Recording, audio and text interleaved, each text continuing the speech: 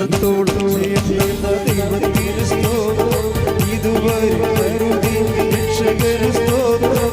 ഇത്രത്തോളം ദൈവത്തിന് സ്തോത്രം, ഇതുവരെ കരുതി രക്ഷകന് സ്തോത്രം. ഇനിയും കൃപ തോന്നി കരുതിടണേ, ഇനിയും നടത്തണേ തിരുയുന്നു. ഇനിയും കൃപ തോന്നി കരുതിടണേ, ഇനിയും നടത്തണേ തിരുയുന്നു. കർത്താവായ ദൈവമേ, ഈ സുപ്രഭാതത്തിൽ അങ്ങയുടെ തിരുസന്നിധിയിൽ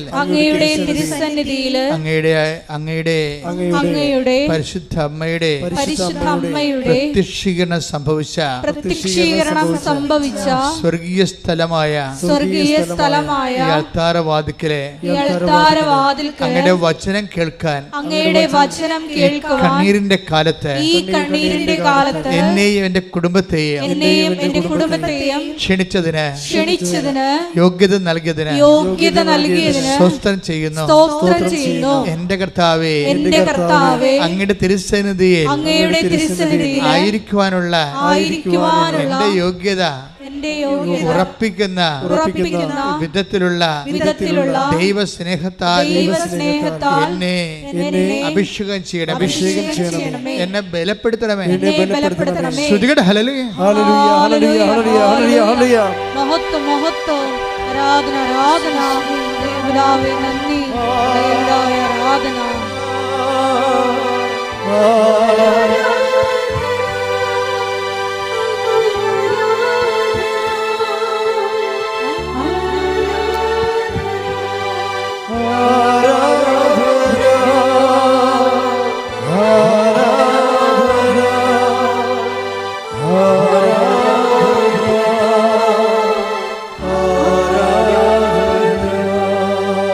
ഉടമ്പടി ധ്യാനം മറ്റു ധ്യാനങ്ങളും തമ്മിലുള്ള ഒരു വ്യത്യാസം ഞാൻ കണ്ടിരിക്കുന്നത്, എനിക്ക് തോന്നിയിട്ടുള്ളതാണ്.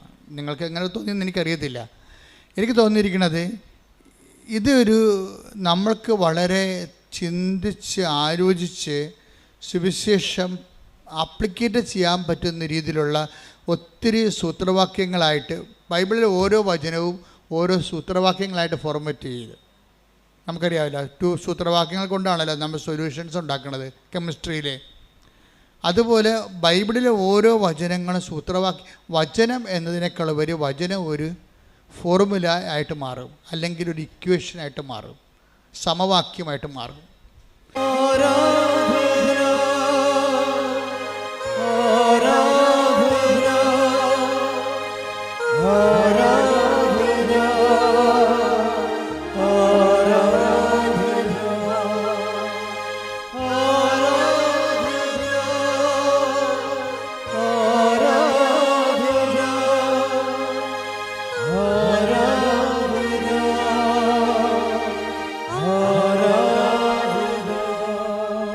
ദിവസങ്ങളിലെ ഗീതാകുമാരി എന്നും പറഞ്ഞ് ഗീതാകുമാരി, കൊല്ലത്ത് ചാവറയിലുള്ള ഗീതാകുമാരിയുടെ സാക്ഷ്യം നല്ലൊരു സാക്ഷ്യമാണ്. ഗീതാകുമാരിയുടെ പ്രശ്നം എന്ന് വെച്ച് കഴിഞ്ഞാൽ ഗീതാകുമാരി ഒരു ഗതിയും പരഗതിയും ഇല്ലാതൊരു കാലത്താണ് കർത്താവിനെ കണ്ടുമുട്ടുന്നത്. എന്ന് വെച്ച് കഴിഞ്ഞാൽ അവൾക്ക് കടങ്ങളെന്ന് വെച്ച് കഴിഞ്ഞാൽ ആദ്യം UK പോകാൻ നോക്കി, UK കഴിഞ്ഞപ്പോൾ പിന്നീട് സൗത്ത് കൊറിയയിൽ പോകാൻ വേണ്ടി ആ കാശ് കൊണ്ട് ഏജൻറ്റ് പോയി UK പോകാനുള്ള കാശ് കൊടുത്തിട്ട് പിന്നെ അവിടെ ഒരു അറിവില്ലാതെയായി. അങ്ങനെ ഉണ്ടായിരുന്ന കാശെല്ലാം ഇങ്ങനെ മറ്റു കണ്ടവൻ്റെ കയ്യിൽ അന്യാധീനപ്പെട്ടു പോയി. അപ്പോൾ ഇതുപോലെ പോയി കുടുംബത്തിലെ കടമായി. ആ സമയത്താണ് ഇവളൊരു സാക്ഷ്യം കേൾക്കണത്. അപ്പോൾ സാക്ഷ്യം കേൾക്കണ സമയമായപ്പോൾ തന്നെ ആൾ ഒരു ബിഗ് സീറോ ആയിപ്പോയി, ഗതിയില്ലാത്ത അവസ്ഥയായി. കാശെല്ലാം പോയി. ഈ ലോൺ എടുത്തും കടം മേടിച്ചുമൊക്കെ ചെയ്തിരിക്കണ കാരണം ഇവർക്ക് വരുമാനമില്ല. ഭർത്താവിൻ്റെ ജോലി പോയി, ഭാര്യയുടെ ജോലി പോയി, കുടുംബം കടത്തിലായി. അപ്പം അങ്ങനെ വന്നപ്പോൾ സാക്ഷ്യം കേട്ട് വന്നപ്പോഴവർക്ക് മനസ്സിലായി ഉടമ്പടി എടുത്താൽ മാതാവ് ഏത് കണ്ടീഷനിലും അവരെ സഹായിക്കുമെന്ന് മനസ്സിലായി. പക്ഷേ ഇങ്ങനെ മനസ്സിലായി കഴിയുമ്പോൾ ഇതിപ്പോൾ എല്ലാവർക്കും മനസ്സിലാകണതാണ്. 10 പേര് കൃപാസനം പത്രം വായിച്ചാൽ അതിൽ 6 പേർക്കും അത് മനസ്സിലാകും. മാതാവിൻ്റെ അടുത്ത് വന്നാൽ കുടുംബം രക്ഷപ്പെടും. കാര്യം എന്താണ്? ആയിരക്കണക്കിന് ആൾക്കാരുടെ സാക്ഷ്യം യൂട്യൂബിൽ ചെല്ലുമ്പോൾ കാണാൻ പറ്റും. അതെല്ലാം നമ്മളുടെ ജീവിത പ്രശ്നങ്ങൾ തന്നെയാണ് അവിടെ കൈകാര്യം ചെയ്യേണ്ടത്. അതുകൊണ്ട് ആൾക്കാർക്കെല്ലാം വിശ്വാസമാണ്. അപ്പോൾ ഈ ദൈവം ഈ വിഷയം നമുക്കും ഉണ്ടല്ലോ, അത് കാരണം നമ്മളെയും ദൈവം സഹായിക്കും. അതിനെന്ത് ചെയ്യണമെന്ന് തിരക്കുമ്പോൾ ഇവിടെ വരുമ്പോൾ അവർക്ക് മനസ്സിലാവും ഉടമ്പടി എടുത്താൽ മതിയെന്ന് പറയും. അപ്പോൾ അങ്ങനെ ആൾക്കാർ ഉടമ്പടി എടുക്കും. ഉടമ്പടി എടുക്കുന്നതിൽ കുഴപ്പമൊന്നുമില്ല. പക്ഷേ ഇതിൻ്റെ എക്സിക്യൂഷൻ ലെവലിലാണ് പ്രശ്നം വന്നത്. എന്താ ഇത് ഉടമ്പടി നമ്മൾ പ്രാവർത്തികമാക്കത്തില്ലേ, അത് ഓരോരുത്തരുടെയും വിശ്വാസം പോലെ ഇരിക്കും. ഓരോരുത്തരുടെയും വിശ്വാസം പോലെ ഇരിക്കും. ഇപ്പം ഗീതാകുമാരിക്കെന്ന് വെച്ച് കഴിഞ്ഞാൽ ഒരു അഭിഷേക വിശ്വാസവും നമ്മൾ പറയും. എന്ന് വെച്ച് കഴിഞ്ഞാൽ നമുക്കൊരു ഡൗട്ട് അടിക്കത്തില്ല, സംശയം തോന്നത്തില്ല. എല്ലാ വിഷയങ്ങളും ഇപ്പോൾ ചെറിയ വിശ്വാസം വലിയ വിശ്വാസം കണ്ടിട്ട് അനോയിൻറ്റഡ് ഫെയ്ത്ത് എന്ന് പറഞ്ഞൊരു റിലവുണ്ട്. അവിടെ വന്നു കഴിഞ്ഞാൽ പിന്നെ നമുക്ക് ഡൗട്ട് തോന്നത്തില്ല.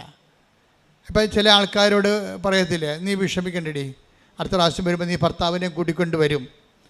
അപ്പോൾ എനിക്ക് അയ്യോ ഞാൻ ചിലപ്പോൾ തോന്നിയതായിരിക്കുമോ, അങ്ങനെ വരുമോ, വന്നില്ല പിന്നെ അവളുടെ വിശ്വാസം പോകത്തില്ലേ, അങ്ങനെ എനിക്ക് ഡൗട്ട് അടിക്കത്തില്ല. അത് ചില ആ ഒരു ഡേഞ്ചർ സോണുണ്ട് ഇത് രൂപപ്പെട്ട് വരണ അവിടെ. അത് ആ കാലഘട്ടത്തിലൂടെ ഒരുവിധമൊക്കെ ഞാൻ കടന്നു പോയിട്ടുണ്ട്. അപ്പം അങ്ങനെ കുറച്ച് കഴിയുമ്പോൾ നിങ്ങളുടെ വിശ്വാസം എപ്പോഴും അനോയിൻറ്റഡ് ഫെയ്ത്ത് ആകാൻ നോക്കണം. അനോയിൻറ്റഡ് ഫെയ്ത്തിൻ്റെ ഫുൾ എമൗണ്ട് മുടക്കുന്നത് ദൈവമാണ് ശരിക്കും. അങ്ങനൊരു വിശ്വാസം കിട്ടിക്കഴിഞ്ഞാൽ പിന്നെ നമ്മൾ ആരെങ്കിലുമൊക്കെ തോന്നിയ മാസം ഇപ്പം നിങ്ങൾക്ക് എന്താ പറ്റണമെന്ന് വെച്ച് കഴിഞ്ഞാൽ ഇപ്പം ഗീതാകുമാരിയോട് പറയും, ഇടി എല്ലാ ദിവസവും അവൾ വരും ഇവിടെ, എല്ലാ ആഴ്ചയിലും വരും ഇവിടെ. നമ്മൾ കണ്ടിട്ടില്ല.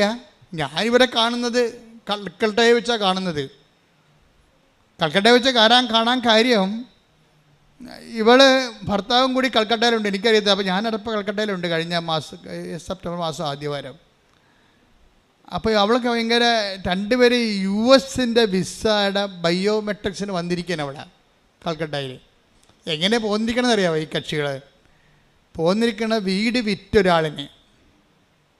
കാര്യം UK പോകാൻ വേണ്ടി കാശ് കൊടുത്താൽ കിട്ടിയിട്ടില്ല. പിന്നെ സൗത്ത് കൊറിയയിൽ പോകാൻ വേണ്ടി കാശ് കൊടുത്താൽ കിട്ടിയിട്ടില്ല. അതിൻ്റെ ഇൻട്രസ്റ്റ് എല്ലാം കൂടിയിട്ട് വീട് വിറ്റതിനേക്കാൾ കൂടുതലായി കടം. അപ്പോൾ ഒന്നും കിട്ടാനില്ല. അപ്പോൾ കൊടുത്തിട്ട് അവർ സാധനങ്ങൾ മേടിക്കാതെ സാധനങ്ങൾ മാറ്റാതെ അവർ ഇറങ്ങിയിരിക്കുകയാണ്. വീട്ടിൽ ഇറങ്ങി എവിടെ പോയിരിക്കുകയാണ്? കൽക്കട്ടയിൽ ബയോമെട്രിക്സിന് പോയിരിക്കുക, US ഇൻ്റർവ്യൂവിൻ്റെ ബയോമെട്രിക്സിന്. അത് കിട്ടുമോ ഇല്ല എന്നൊക്കെ ഒരു പിടിയില്ല. കാര്യം ഈ UK-ലും ഇൻ്റർവ്യൂ ഒക്കെ നടന്നതാണ്, പക്ഷേ കിട്ടിയില്ല. അപ്പോൾ അങ്ങനെ പല ആൾക്കാർ ഇവരെ കളിയാക്കാൻ തുടങ്ങി. ഈ ഇല്ലാത്ത കാശ് കടം മേടിച്ചൊക്കെയാണ് ഇവിടെ എല്ലാ ആഴ്ചയും വരുന്നുണ്ടല്ലോ അവർ. ഇല്ലാത്ത കാശ് കടം മേടിച്ചാൽ ഇവിടെ വരണത്. അപ്പോൾ എല്ലാവരും ഇപ്പോൾ നാട്ടുകാർ മാത്രമല്ല, ഭർത്താവും ചോദിക്കും, നീ കൃപാസനത്തിൽ പോയിട്ട് വല്ലതും കിട്ടിയാ? വെറുതെ കടം മേടിച്ച് പോയി വെറുതെ കുടുംബം പിന്നെയും കടത്തിലാകുകയില്ല. അന്ന് അമ്മായിയമ്മയും ചോദിച്ചു, പിന്നെയും കടം മേടിച്ച് പോയി പിന്നെയും കടത്തിലാകുകയല്ലേ? ഭർത്താവും അവസാനം ചോദിച്ച്, ഇപ്പം മാതാവെല്ലാം തന്നാ? വെറുതെ. അപ്പോൾ അയാൾ തന്നെ തന്നെത്താൻ പറയും, വെറുതെ തന്നെത്താൻ പറയണപ്പോൾ ഇവർക്ക് ചങ്കലപ്പുണ്ടാകും ശരിക്കും. പക്ഷെ ചങ്കലപ്പുണ്ടെങ്കിലും ഇവൾ പറയണത്, എനിക്ക് എൻ്റെ മനസ്സിൽ അമ്മ പറയുന്നുണ്ട്, അമ്മ എന്തോ എനിക്ക് വേണ്ടി കരുതി വെച്ചിട്ടുണ്ട്, അതാണ് ഞാൻ ഇങ്ങനെ ചങ്കലപ്പില്ലാതെ. ഇതാണ് അഭിഷേക വിശ്വാസം എന്ന് പറയണത്. അതായത് ഇങ്ങനെ എല്ലാം തകർന്ന് തരിപ്പണമായി ഭർത്താവും അവളുടെ വിശ്വാസത്തെ കളിയാക്കുന്നു, അമ്മായിയമ്മയും കളിയാക്കുന്നു. നാട്ടുകാരെ പറയും, കടം മേടിക്കാൻ ചെല്ലുമ്പോൾ മാതാവിനോട് ശനിയാഴ്ച പറയും, നാളെ ഞായറാഴ്ചയാണ്, അമ്മയെടുത്ത് പോകണം, എൻ്റെ അടുത്തൊന്നും ഇല്ല എന്ന് പറയും. ഇങ്ങനെ അമ്മയോട് തന്നെ മാതാവിനോട് തന്നെ നേരിട്ട് പറയും, നാളെ ഞായറാഴ്ചയാണ്, അമ്മയെടുത്ത് വരുന്ന ദിവസമാണ്, എൻ്റെ അടുത്തൊന്നും ഇല്ല. അവരുടെ കടം മേടിച്ചാൽ മാത്രമേ വണ്ടിക്കാശ് കിട്ടത്തുള്ളൂ ഇവിടെ വരാൻ വേണ്ടി. പക്ഷെ അവൾ എങ്ങനെയെങ്കിലുമൊക്കെ അത് സംഘടിപ്പിച്ചെടുക്കുക, കിട്ടുകയൊക്കെ ചെയ്തിട്ട് അവൾ വരും. മുടങ്ങിയിട്ടില്ല. മുടങ്ങാത്ത നിരയുമ്പോൾ ഇവൾ പിന്നെ പറഞ്ഞൊരു വാക്കുണ്ട്, എനിക്ക് വണ്ടി എടുക്കുമ്പോൾ ഭയങ്കര ഹരമാണ്. പിന്നെ വണ്ടി ഓടിക്കാനുള്ള ത്രില്ലല്ലേ, വണ്ടി എടുത്താൽ പിന്നെ ഞാൻ നിർത്തത്തില്ല. എന്താ കാര്യം അറിയാവോ? വണ്ടി ഓടിച്ച അപ്പം തന്നെ ഞാൻ പ്രത്യക്ഷീകരണ പ്രാർത്ഥന തുടങ്ങും. എന്തുമാത്രം ദൂരത്ത് കൊണ്ട് പത്രം കൊടുക്കാൻ പറ്റും, അപ്പോൾ എനിക്ക് സന്തോഷമാണ്. എന്താ കാര്യം? അത്രയും എനിക്ക് പ്രത്യക്ഷീകരണ പ്രാർത്ഥന ചൊല്ലാമല്ലോ എന്ന്. ഓരോ മനുഷ്യൻ്റെ അനുഭവം കണ്ടില്ലേ? ഇവരൊക്കെ ഈ കഴിഞ്ഞ കാലങ്ങളിൽ വിശ്വാസത്തിലേക്ക് വന്ന ആൾക്കാരാണ്. അതിൻ്റെ കമൻറ്റ് വായിക്കണം താഴേക്കുള്ള, ഞാനും നടക്കുന്ന ക്രിസ്ത്യാനിയാണെന്നും പറഞ്ഞു. ഗീതക്ക് വേണ്ട താഴെയുള്ള കമൻറ്റ് നോക്കണം, എൻ്റെ മകളെ ഞാനും ക്രിസ്ത്യാനിയാണല്ലോ എന്ന്. എന്ന് വെച്ച് കഴിഞ്ഞാൽ ക്രിസ്ത്യാനികളെ നാണിപ്പിച്ചുകൊണ്ട് വേറൊരു സമൂഹം ഇവിടെ ദൈവത്തെ അനുഭവിച്ചുകൊണ്ട് ഒരു പീഠത്തിന്മേൽ ഉയർത്തപ്പെട്ട വിളക്കായി ദൈവം ഉയർത്തിയിട്ടുണ്ട്. ഹല്ലേലൂയ, ഹല്ലേലൂയ, ഹല്ലേലൂയ. യേശുവേ നന്ദി. യേശുവേ ജാതിയരെ വിശ്വാസത്തിന്റെ ദീപസ്തംഭമായി ഉയർത്തുന്നതിനെ നന്ദി പറയുന്നു. ഞാൻ ഈ പല വിഷയങ്ങളിലും ഞാനൊരു ഗുഡ് ബൈ പറഞ്ഞതിൻ്റെ കാരണം ഈ ഫ്രഷ് ഹാൻഡ്സിന് കിട്ടിയിരിക്കുന്ന ദൈവാനുഭവങ്ങളാണ്. ഒരു തിയോളജി ഇല്ല, ഒരു കാറ്റഗിസം ഇല്ല, അവരെ ട്രെയിൻ ചെയ്യാൻ ആളില്ല. പക്ഷേ ക്രിസ്തു ദൈവമാണെന്നുള്ളതിനെക്കുറിച്ച് അവരാരും പഠിപ്പിക്കാതെ തന്നെ ദൈവം നേരിട്ട് പഠിപ്പിച്ചിട്ടുള്ള അനുഭവങ്ങൾ പഠിപ്പിച്ചിട്ടുള്ള ഒരു സമൂഹം ഇവിടെ രൂപപ്പെട്ട് വന്നിട്ടുണ്ട്. നമ്മളുടെ ലക്ഷ്യമെന്ന് പറയുന്നത് എന്താണ്? ക്രിസ്തുവിനെ അറിയാത്തവരെ അറിയിക്കുക, അറിഞ്ഞവരെ ആഴപ്പെടുത്തുക. കൃപാസനം പണ്ട് കടലിൽ കൺവെൻഷൻ നടത്തുമ്പോഴും നോട്ടീസ് ഞാൻ എഴുതിയിരുന്നതാണ്, ക്രിസ്തുവിനെ അറിയാത്തവർ അറിയിക്കുക, അറിഞ്ഞവരെ ആഴപ്പെടുത്തുക. മിഷനാണ് സാധനം, മിഷനാണ് സംഭവം. അപ്പോൾ ഈ മിഷനാണെന്ന് തോന്നിക്കഴിഞ്ഞാൽ ഇതിനൊരു അനോയിൻറ്റിങ് കിട്ടും. ഇപ്പോൾ ഈ ഗീതയുടെ അനോയിൻറ്റിങ് എന്താ? ഈ പത്രം വണ്ടിയെ കയറിക്കഴിഞ്ഞാൽ ഇവൾ പറയണത്, വണ്ടിയെ ഉള്ള കാശ് പെട്രോൾ അടിക്കും, എന്തുമാത്രം ദൂരം പോകാം അത്രയും പോകാൻ വേണ്ടി ഞാൻ ആശിക്കും. എന്താ കാര്യം? അത്രയും ദൂരം വരെ പോയി പ്രത്യക്ഷീകരണ പ്രാർത്ഥന ചൊല്ലാം, തിരിച്ച് അത്രയും ദൂരത്ത് പോയി കർത്താവിൻ്റെ വചനം വിളമ്പിക്കൊടുക്കാം എന്ന് പറയുമ്പോൾ ഇത് കുറേ നാളായി കഴിയുമ്പോൾ ഇവൾ ഇതിൻ്റെ അകത്ത് ഇൻവെസ്റ്റ് ചെയ്യണ ദൈവസ്നേഹമാണ്. പറഞ്ഞു മനസ്സിലായേ? നിങ്ങളതിൻ്റെ ടെക്നിക്ക് മനസ്സിലാക്കണം. ഇതിൻ്റെ അകത്ത് ഇൻവെസ്റ്റ് ചെയ്യണത് സാങ്കേതികമായ ജ്ഞാനമല്ല, പ്യുവർ ലവ് ഓഫ് ഗോഡാണ് ഇൻവെസ്റ്റ് ചെയ്യണത്. അവരതിൻ്റെ ഏവിയേഷൻ പോയിട്ടാണ് ഓടിക്കണത് ഈ സംഭവം. പ്യുവർ ലവ് ഓഫ് ഗോഡ് കർത്താവിൻ്റെ പുറത്തുള്ള സ്നേഹത്താലാണ്. അല്ലാതെ ഉടമ്പടി എടുത്തു എനിക്ക് ഇന്ന വിഷയം, എന്നിട്ട് ഞാൻ റിസൾട്ട് വരുമ്പോൾ അവരെ വിളിച്ച് ചോദിച്ചു, ഇവരെ വിളിച്ച് ചോദിച്ചു, എന്നിട്ട് അവർക്ക് കിട്ടിക്കഴിയുമ്പോൾ ഞാനും ഉടമ്പടി എടുത്തല്ല, എന്നിട്ട് പിന്നെ എനിക്കെന്താ കിട്ടാഞ്ഞത്, ദൈവം എനിക്കെന്താ തരാഞ്ഞത്, എന്നിട്ട് പിന്നെ മോന്തം കയറ്റി, പിന്നെ നിങ്ങളുടെ പ്രേക്ഷിത പ്രവർത്തനത്തിൻ്റെ അളവ് കുറഞ്ഞ്, പിന്നെ നിങ്ങളുടെ പ്രാർത്ഥനയുടെ എരിവ് കുറഞ്ഞ്, അങ്ങനെയൊക്കെ ഒത്തിരിയേറെ പരീക്ഷണങ്ങൾ ഇതിൻ്റെ അകത്തുണ്ട്. അവിടെയൊക്കെയാണ് ഗീതാകുമാരിയെ പോലെയുള്ളവർ നമുക്ക് ഭയങ്കര ഒരു മാതൃകയായിട്ട് വരണത്. എന്താ കാര്യം വെച്ച് കഴിഞ്ഞാൽ മുമ്പും പിറകും നോക്കാതെ ദൈവത്തിനെ തന്നെ നോക്കിക്കൊണ്ട് തൻ്റെ ജീവിതത്തിൻ്റെ അവസ്ഥകളെ, ഇപ്പോൾ രാത്രി ഭർത്താവ് എഴുന്നേറ്റ് നടക്കുന്ന ഉറക്കമനിയില്ലേ കൽക്കട്ടയിൽ നാളെ ഇൻ്റർവ്യൂ ആണ്. ബയോണ്ട് മെഡിസിൻ കഴിഞ്ഞിട്ട് പിന്നെ ഇൻ്റർവ്യൂ വരുവരെ. ഇൻ്റർവ്യൂ ആണ് എല്ലാവരും വിഷമിക്കുക. എൻ്റെ ഇൻ്റർവ്യൂവിന് 10-60 പേരുണ്ടായിട്ട് 4-5 പേർക്കാണ് അവർ അക്സെപ്റ്റ് ചെയ്തത്. US ഇൻ്റർവ്യൂ ഭയങ്കര പ്രയാസമാണ്. അവർ വല്ലാത്ത ചോദ്യങ്ങളൊക്കെ ചോദിക്കും. ദൈവം അവിടെ വന്ന് എന്തെങ്കിലും ഒരു ദൈവത്തിനറിയാമല്ലോ വാട്ട് ഈസ് ഹാപ്പനിങ് എന്നറിയാമല്ലോ. അപ്പോൾ എന്നെ ഇൻ്റർവ്യൂ ചെയ്യാതിരുന്നുള്ള അമേരിക്കനായിരുന്നു. അപ്പോൾ അമേരിക്കൻ ഇൻ്റർവ്യൂ ചെയ്യേണ്ട സമയത്ത് എന്നെ സഹായിച്ച് ശരിക്കും പറഞ്ഞാൽ ദൈവം അയാൾ എന്നെ ഇൻ്റർവ്യൂ ചെയ്തിരുന്നെങ്കിൽ എന്തെങ്കിലും കുന്താണ്ടൊക്കെ പറഞ്ഞ് ചിലപ്പോൾ കിട്ടാമെന്ന് പോയേനാം. അപ്പോൾ എന്താ വെച്ച് കഴിഞ്ഞാൽ എൻ്റെ 160 ഫോം കാണാതെ പോയി. ഞാൻ ടെൻഷൻ അടിച്ചു, ജപമാല അപ്പോഴെന്താ സംഭവിച്ചിരിക്കണത്? അത്ര എന്നെ മാറ്റി നിർത്തിയില്ലേ അവർ? ആ മാറ്റി നിർത്തിയ സമയം കൊണ്ട് ആ വെള്ളക്കാരൻ്റെ ടേൺ കഴിഞ്ഞു പോയി. ഞാൻ ചെല്ലുമ്പോൾ അയാൾ എഴുന്നേറ്റ് പോയിട്ട് നീഗ്രോനെ പിടിച്ചവിടെ ഇരുത്തി, ഒരു ബ്ലാക്കിനെ പിടിച്ചവിടെ ഇരുത്തി. ബ്ലാക്ക് വളരെ ഫ്രണ്ട്ലി ആയിരുന്നു ശരിക്കും പറഞ്ഞാൽ. അപ്പോൾ എനിക്ക് മനസ്സിലായി എന്നെ എന്തുകൊണ്ടാണ് കർത്താവ് മാറ്റി നിർത്തി. 160 ഫോം എടുത്ത് മാറ്റിയിട്ട് എന്നെ മാറ്റി നിർത്തിയത് അയാളെ ചേഞ്ച് ചെയ്യാൻ വേണ്ടിയാണ്, ഷിഫ്റ്റ് ചെയ്യാൻ വേണ്ടി. അതായത് ഇതിൻ്റെ അകത്ത് ഒത്തിരി കളികളുണ്ട് മക്കളെ. ദൈവം നമ്മളിങ്ങനെ എവിടെയോ അനന്തമായ ദീപ്തിപുരത്തെ വാണരുളുന്ന അബ്സ്ട്രാക്റ്റ് പ്യുവർ ആക്റ്റായിട്ട് ഇരിക്കുകയല്ല. കൃപാസനത്തിൽ വരുന്ന ഉടമ്പടിയുടെ ദൈവം എന്ന് പറയുന്നത് ഇൻ്റർപേഴ്സണൽ റിലേഷൻഷിപ്പിന് ഏതറ്റം വരെയും പോണ ആളാണ്. I come with you wherever you go എന്ന് പറഞ്ഞതിൻ്റെ അർത്ഥം എന്താ? നീ എവിടെ പോയാലും നിന്നോട് കൂടെ ഞാൻ ഉണ്ടായിരിക്കും എന്ന് പറഞ്ഞാൽ ചെയ്താൽ നമ്മുടെ ഈച്ച് ആൻഡ് എവറി തിങ്സിനെ നമ്മുടെ കൂടെ അങ്ങ് വരികയും അത് ഗീതാകുമാരി പറയും, ഇവിടെ മനുഷ്യ താൻ എന്തിന് വിറക്കണേ, ഞാൻ കിടന്ന് ഉറങ്ങണം കണ്ടില്ലേ. അതാ വിഷയം. അയാൾക്ക് നാളെ ഇൻ്റർവ്യൂ ആണ്. ഭർത്താവ് വേർപ്പ് കൊണ്ട് എഴുന്നേറ്റ് എന്ത് ചോദിക്കും, എന്ത് മറുപടി പറയും, എന്ത് ചോദിക്കും, എന്ത് മറുപടി പറയാമെന്ന് വെച്ചാൽ ഈ മനുഷ്യൻ ഉറക്കമില്ല. ഗീത ഇടയ്ക്ക് കണ്ണ് തുറന്ന് നോക്കുമ്പോൾ ഈ മനുഷ്യൻ ഇരുട്ടത്ത് അങ്ങോട്ട് ഇരുന്ന് നടക്കണം കാണാം കൽക്കട്ടയിൽ ലോഡ്ജിൽ.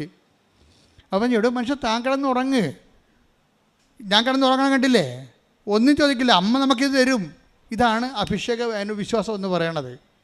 എന്നുവെച്ചാൽ സ്വന്തം ഭർത്താവ് വേർത്തൊലിച്ച് അങ്ങോട്ടും ഇങ്ങോട്ടും എന്ത് പറയും, എന്ത് ചോദിക്കും, എങ്ങനെ വരുമെന്ന് അറിയാൻ പല വിഷമിച്ച് കിടക്കുമ്പോൾ ഭാര്യ കിടന്ന് കൂളായിട്ട് കിടന്നുറങ്ങും. ഇതാണ് അനോയിൻറ്റഡ് ഫെയ്ത്ത് എന്ന് പറയുന്നത്. ഒന്നും എന്നിട്ട് അയാൾ പറയും, അമ്മയല്ലേ ചെയ്തിരിക്കണം, നമ്മളല്ലല്ലോ, അമ്മ അവിടെ ഇൻ്റർവ്യൂവിന് ഉണ്ടാകത്തില്ലേ, പിന്നെ എന്താണ്, താഴെ പണി ചെയ്യും, ഈ കാശൊരു എൻ്റെ കയ്യിൽ ഇരിക്കട്ടെ, രാവിലെ എഴുന്നേക്കാൻ പറയും, ഈ കാശൊരിക്കട്ടെ, എന്നിട്ട് പോക്കറ്റിൽ താൻ ഇങ്ങനെ പിടിച്ചാൽ മതി, ഇപ്പോൾ താൻ കൈയെടുക്കരുതെന്ന് പറയും. താൻ കൈയെടുക്കരുത്, എൻ്റെ കൂടെ വന്നാൽ മതി, ഇൻ്റർവ്യൂവിന് പോവുകയാണ്, എൻ്റെ കൂടെ വന്നാൽ മതി. ഈ വിശ്വാസം കൈമാറണം കണ്ടില്ലേ. ഇയാൾക്കാണെങ്കിൽ വിശ്വാസം ഇല്ല, ഇയാൾ ഇവിടെ വന്ന് ഇതിൻ്റെ അകത്ത് കയറത്തില്ല, ആൾക്കാർ കൂടണ പുള്ളിക്ക് അരിശമാണ്. അതുകൊണ്ട് ഒരിക്കലും അച്ഛനെ കാണാൻ പറ്റുകയില്ലെന്ന് എനിക്കറിയാം. കാര്യം അച്ഛൻ്റെ ഇവിടുത്തെ എപ്പോഴും ആൾക്കാരുണ്ടാകത്തില്ല, അപ്പോൾ ഇയാൾ വരത്തില്ലെന്ന് എനിക്കറിയാം. പക്ഷേ എന്നിട്ട് ഇയാൾ ഇൻ്റർവ്യൂവിന് പോയി ക്യൂ നിൽക്കുമ്പോൾ ഇവൾ കൂളായിട്ട് എന്തും പറയാം, എന്തും മറുപടി പറയാൻ വേണ്ടി റെഡിയായിട്ട് അവൾക്ക് ആന്തരികമായ ധൈര്യം കിട്ടിയിട്ടുണ്ട്, അഭിഷേകം കിട്ടിയിട്ടുണ്ട്. അപ്പോൾ അവൾ അവർ പ്രശ്നമില്ല.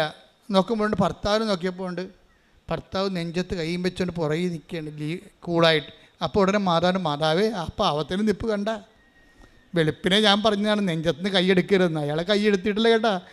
അയാൾക്കെങ്ങാനും തോറ്റുപോയാ നിനക്കാണെൻ്റെ കുഴപ്പമെന്ന് പറയും. ഞാൻ പറയാനുള്ള പറഞ്ഞിട്ടുണ്ട്. എന്ത് രസമാണ് അത്. അയാളെ ഭർത്താവിനോട് പറഞ്ഞ് നെഞ്ചത്തിന് കാശ് വിട്ടിട്ട് നെഞ്ചത്തിന് കൈയെടുക്കാതിരുന്നാൽ മതിയെന്ന് പറഞ്ഞ്. അപ്പോൾ അയാൾ അതനുസരിച്ച് അയാൾ ഇൻ്റർവ്യൂവിന് ഈ ക്യൂവിൽ നോക്കുമ്പോഴുണ്ട് ആ പാവപ്പെട്ടവൻ ഇങ്ങനെ നെഞ്ചത്ത് കൈയും വെച്ചുകൊണ്ടിരിക്കുകയാണ്, കാശുരം വെച്ച് അവനെ പൊത്തി പിടിച്ചുകൊണ്ടിരിക്കുകയാണ്. അപ്പോൾ ഉടനെ ഗീത നോക്കിയപ്പോൾ ഭർത്താവ് നെഞ്ചത്ത് കൈ വെച്ചുകൊണ്ടിരിക്കണ കാണുന്നു. ഉടനെ മാതാവിനോട് അവൾ പറയുന്നത്, കണ്ട ആ മനുഷ്യൻ മാറി, നിന്നെ വിശ്വസിക്കുന്നുണ്ട്, ഇനിയിപ്പോൾ നീ എങ്ങാനും അവനെ കൈവിട്ടാൽ പിന്നെ എനിക്ക് നിലനിൽപ്പില്ല വരുമെന്ന് പറഞ്ഞു. അതാണ് പ്രാർത്ഥന, അതാണ് ആത്മബന്ധത്തിൻ്റെ പ്രാർത്ഥന എന്ന് പറയണത്. ദൈവത്തോട് ഇങ്ങനെ അങ്ങോട്ട് സംസാരിക്കാൻ തോന്നണം. പ്രയർ ലൈഫിൻ്റെ പോക്ക് കണ്ടില്ലേ, ആ മനുഷ്യൻ അതുപോലെ കേട്ട് അയാളോടൊരു ചോദ്യം ചോദിച്ചില്ല, ടേക്ക് വാക്ക് ഓവറായി, ഒരു കുഴപ്പമില്ല, അയാൾ ജയിച്ചു. എന്ന് വെച്ച് കഴിഞ്ഞാൽ ഭാര്യയെ ഇൻ്റർവ്യൂ ചെയ്യിച്ചു. അപ്പം ഞാൻ തന്നെ ഈ സാക്ഷ്യം കേട്ട് വാപിളിച്ചു പോയി. കാര്യത്തിൽ കഴിഞ്ഞാൽ ഞാൻ ആ ക്യൂവിൽ നിൽക്കുമ്പോൾ ഒത്തിരി പേര് നിലയും പിടിച്ചുകൊണ്ട് ഫയലും തലയെ വെച്ചുകൊണ്ട് പോകണം ഞാൻ കണ്ടിട്ടുണ്ട്. ഇവർക്ക് എന്താണ് യോഗ്യത? ഇവർ സൗത്ത് കൊറിയയിൽ നിന്ന് പോകുന്ന ആൾക്കാരാണ്, ഇംഗ്ലണ്ടിൽ നിന്ന് പോകുന്ന ആൾക്കാരാണ്. പക്ഷേ ഇവർക്ക് എന്താ യോഗ്യത? ഇവരുടെ യോഗ്യത അനോയിൻറ്റഡ് ഫെയ്ത്താണ്, കറുപ്പില്ലാത്ത വിശ്വാസം. ഇവിടുന്ന് എന്താണ് പറഞ്ഞിരിക്കണത് അത് അവരുടെ രീതിയിൽ അങ്ങോട്ട് അതിനേക്കാൾ മെച്ചോട്ട് ചെയ്യും. നിങ്ങൾക്ക് ചിലർക്ക് പറ്റിക്കണ അബദ്ധം എന്താ അറിയാമോ? ഇവിടുന്ന് എന്ത് പറഞ്ഞാലും നിങ്ങളുടെ രീതി എന്ത് കുറച്ച് ചെയ്യാൻ പറ്റുമെന്നാണ് നോക്കണത്. അതാണ് പ്രശ്നം വേണ്ടത്. ഇപ്പോൾ ഞങ്ങൾ പറഞ്ഞ് പത്രം നിങ്ങളെല്ലാവരും ഓരോരുത്തരായിട്ട് പത്രം ആൾക്കാരുടെ കയ്യിലെത്തിക്കണം, വിശ്വാസപ്രമാണം ചെല്ലണമെന്ന് പറയും. അപ്പോൾ ചിലരാണെന്ന് പറഞ്ഞാൽ കയ്യിലെത്തിക്കണം എന്നല്ലേ അച്ഛൻ പറഞ്ഞുള്ളൂ, പള്ളിയുടെ വാതിക്കെ കൊണ്ട് വെച്ചാലും ആൾക്കാരുടെ കയ്യിലെത്തിക്കൊള്ളുമല്ല എന്ന് പറഞ്ഞുകൊണ്ട് നിങ്ങൾ അതിനകത്ത് വെള്ളം ചേർക്കും. നിങ്ങൾ വെള്ളം ചേർക്കുമ്പോൾ തന്നെ ദൈവവും നിങ്ങളുടെ കാര്യത്തിൽ വെള്ളം ചേർക്കും. കാര്യം എന്താ കാര്യം? അത് കർത്താവ് നയം വ്യക്തമാക്കിയിട്ടുണ്ട്. നിങ്ങൾ അളക്കുന്ന കോലുകൊണ്ട് തന്നെ നിങ്ങൾക്കും അതാണ് സംഭവം. ഈശോയുടെ ഒരു ഗുണം. അത് take the word of God. ലൂക്ക 6:38. നിങ്ങൾ അളക്കുന്ന അളവ് കൊണ്ട് തന്നെ നിങ്ങൾക്കും അളന്ന് കിട്ടും. എന്ന് പറഞ്ഞ നിങ്ങൾ അളക്കുന്ന അളവ് കൊണ്ട് തന്നെ നിങ്ങൾക്കും അളന്ന് കിട്ടും. ഇതൊരു അപകടം പിടിച്ച പരിപാടിയാണ്. എന്ന് വെച്ചാൽ നമ്മൾ തിരിച്ച് ദൈവത്തിന് ഇപ്പം അല്പവിശ്വാസി വന്നിട്ട് ഇതെങ്ങനെ ദൈവത്തിന് പണി കൊടുക്കാനേ നോക്കത്തുള്ളൂ. കൂട്ടുകാരുമായിട്ട് വരും, ഉടമ്പടി എടുക്കും. ഉടമ്പടി എടുത്ത് വെച്ചും പറയും അപ്പം 4 പേരും കൂടിയാണ് വരുന്നത്. ആലപ്പുഴയും കാണാം, ബീച്ചിലും പോകാം, കാന്മാരിക്കുളത്തും പോകാം, ഹൗസ് ബോട്ടിലും പോകാം. ഉടമ്പടി എടുക്കാൻ പറഞ്ഞാൽ വരുന്നതേ. കൂട്ടുകാരിങ്ങനെ കിളയായിട്ടല്ല വരുന്നത്, ഒരാളിനാണ് ഉടമ്പടി എടുക്കേണ്ടത്. നീ എടുക്ക്, നമുക്ക് ആലപ്പുഴ പോകാമല്ല, അപ്പോൾ ബീച്ചിലും പോകാം, മരടി ബീച്ചിലും പോകാം, എല്ലായിടത്തും പോകാം, ഉടമ്പടി എടുക്കുക. അങ്ങനെ ഉഴപ്പാൻ വേണ്ടി ഉടമ്പടിക്ക് കൂടെ വരുന്ന കൂട്ടുകാരുണ്ട്. അവരായിരിക്കും നിങ്ങളുടെ ശവം കുഴിച്ചിടാൻ പോണത്, ഒരു സംശയമില്ല. അവർ ഓരോ സമയത്ത് പറയുമ്പോൾ എന്തൊക്കെ അച്ഛൻ എന്ത് പറഞ്ഞടി, അച്ഛൻ പറഞ്ഞു, അച്ഛനൊന്നും പറഞ്ഞില്ല, ഈ പത്രമെല്ലാം കൊടുക്കണമെന്ന് പറഞ്ഞു. അത് കുഴപ്പമില്ല, നാലെണ്ണം ഞാൻ കൊടുക്കാം, നാലെണ്ണം നീ കൊടുക്ക്, നാലെണ്ണം അവൻ കൊടുക്കുമെന്ന് പറയും. കൂട്ടുകാരെല്ലാം അങ്ങോട്ട് ഇങ്ങോട്ട് ഷെയർ ചെയ്യും. തീർന്നില്ല പരിപാടി. ഇപ്പം 4 പത്രമാണ് ഇവ കൊടുത്തിരിക്കുന്നത്. ബാക്കിയെല്ലാം എന്താ ചെയ്തിരിക്കണേ, കുരങ്ങനെ കൊണ്ട് ചൂട് പായസം കോരിക്കണ പോലെ കണ്ടവനെ കൊണ്ട് എംബ്രാൻ്റെ വെട്ടത്ത് വാരിയുടെ അത്താഴം. അതാണ് സാധനം. ഇത് വർക്കൗട്ട് ചെയ്യത്തില്ല. നിങ്ങളിങ്ങനെ ഉടമ്പടി ഡയലൂട്ട് ചെയ്യുമ്പോൾ ഉള്ള കുഴപ്പം വെച്ച് കഴിഞ്ഞാൽ നിങ്ങൾ അളക്കുന്ന അളവ് കോല് കൊണ്ടതിന് നിങ്ങൾക്കും അതാണ് സംഭവം. അത് കർത്താവ് നയം നേരത്തെ വ്യക്തമാക്കിയതാണ്. അതുകൊണ്ട് ഒരു കാരണവശാലും ദൈവത്തിന് പണി കൊടുക്കുന്ന രീതിയിൽ നിങ്ങൾ അഭ്യാസം കാണിക്കരുത്. ഉടമ്പടി ചെയ്യേണ്ടത് വെച്ചാൽ ഞങ്ങൾ 1 പറഞ്ഞാൽ നിങ്ങൾ 2 ചെയ്യണം. പ്രഭാഷകൻ അങ്ങനെ പറയണം. അവൻ 1 പ്രാവശ്യം എന്നോട് പറഞ്ഞു, ഞാൻ 2 പ്രാവശ്യം കേട്ടെന്ന്. Take the word of God. സ്തുതിക്കട്ടെ. ഹല്ലേലൂയ ഹല്ലേലൂയ ഹല്ലേലൂയ ഹല്ലേലൂയ ഹല്ലേലൂയ. 62-ാം സങ്കീർത്തനം 11-ാം തിരുവചനം. സങ്കീർത്തനം 62:11. ദൈവം 1 പ്രാവശ്യം അരുൾ ചെയ്തു, 2 പ്രാവശ്യം ഞാനത് കേട്ടു, ശക്തി ദൈവത്തിൻ്റെതാണ്.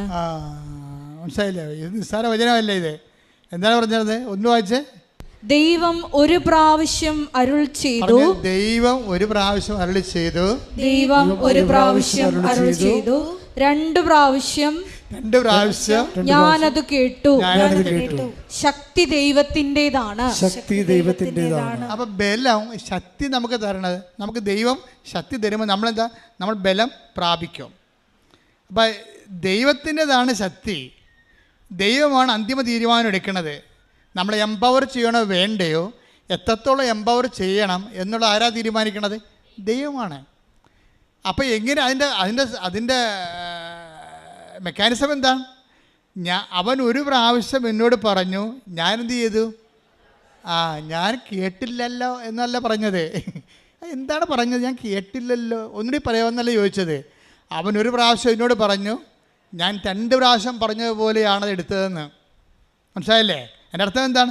അവൻ 1 പ്രാവശ്യം എന്നോട് പറഞ്ഞു, 2 പ്രാവശ്യം ഞാൻ കേട്ടെന്ന് പറഞ്ഞാൽ അവൻ എന്നോട് 2 പ്രാവശ്യം പറഞ്ഞതുപോലെയാണ്. 1 പ്രാവശ്യം പറഞ്ഞപ്പോഴേ ഞാൻ എടുത്തത് അവൻ 2 പ്രാവശ്യം എന്നോട് പറഞ്ഞു എന്ന് വെച്ച് കഴിഞ്ഞാൽ അടിവരയിട്ട് പറഞ്ഞെന്നാ പ്രശ്നം. അടിവരയിട്ട് പറഞ്ഞതുപോലെ ഞാൻ കേട്ടു. അപ്പോൾ ദൈവവചനം ഇപ്പം നോക്കുക, ഉടമ്പടി എന്ന് പറഞ്ഞാൽ എന്താണ്? അവൻ പറയണത് പോലെ ചെയ്യുകയാണ് ഉടമ്പടി. അവൻ പറയണ പോലെ ചെയ്തോളാമെന്നാണ് നമ്മൾ ഉടമ്പടി ചെയ്യണത്. അവൻ പറഞ്ഞ പോലെ ചെയ്തോളാമെന്നാണ് പറഞ്ഞത്. പക്ഷെ അവൻ പറയണത് എന്താണ്?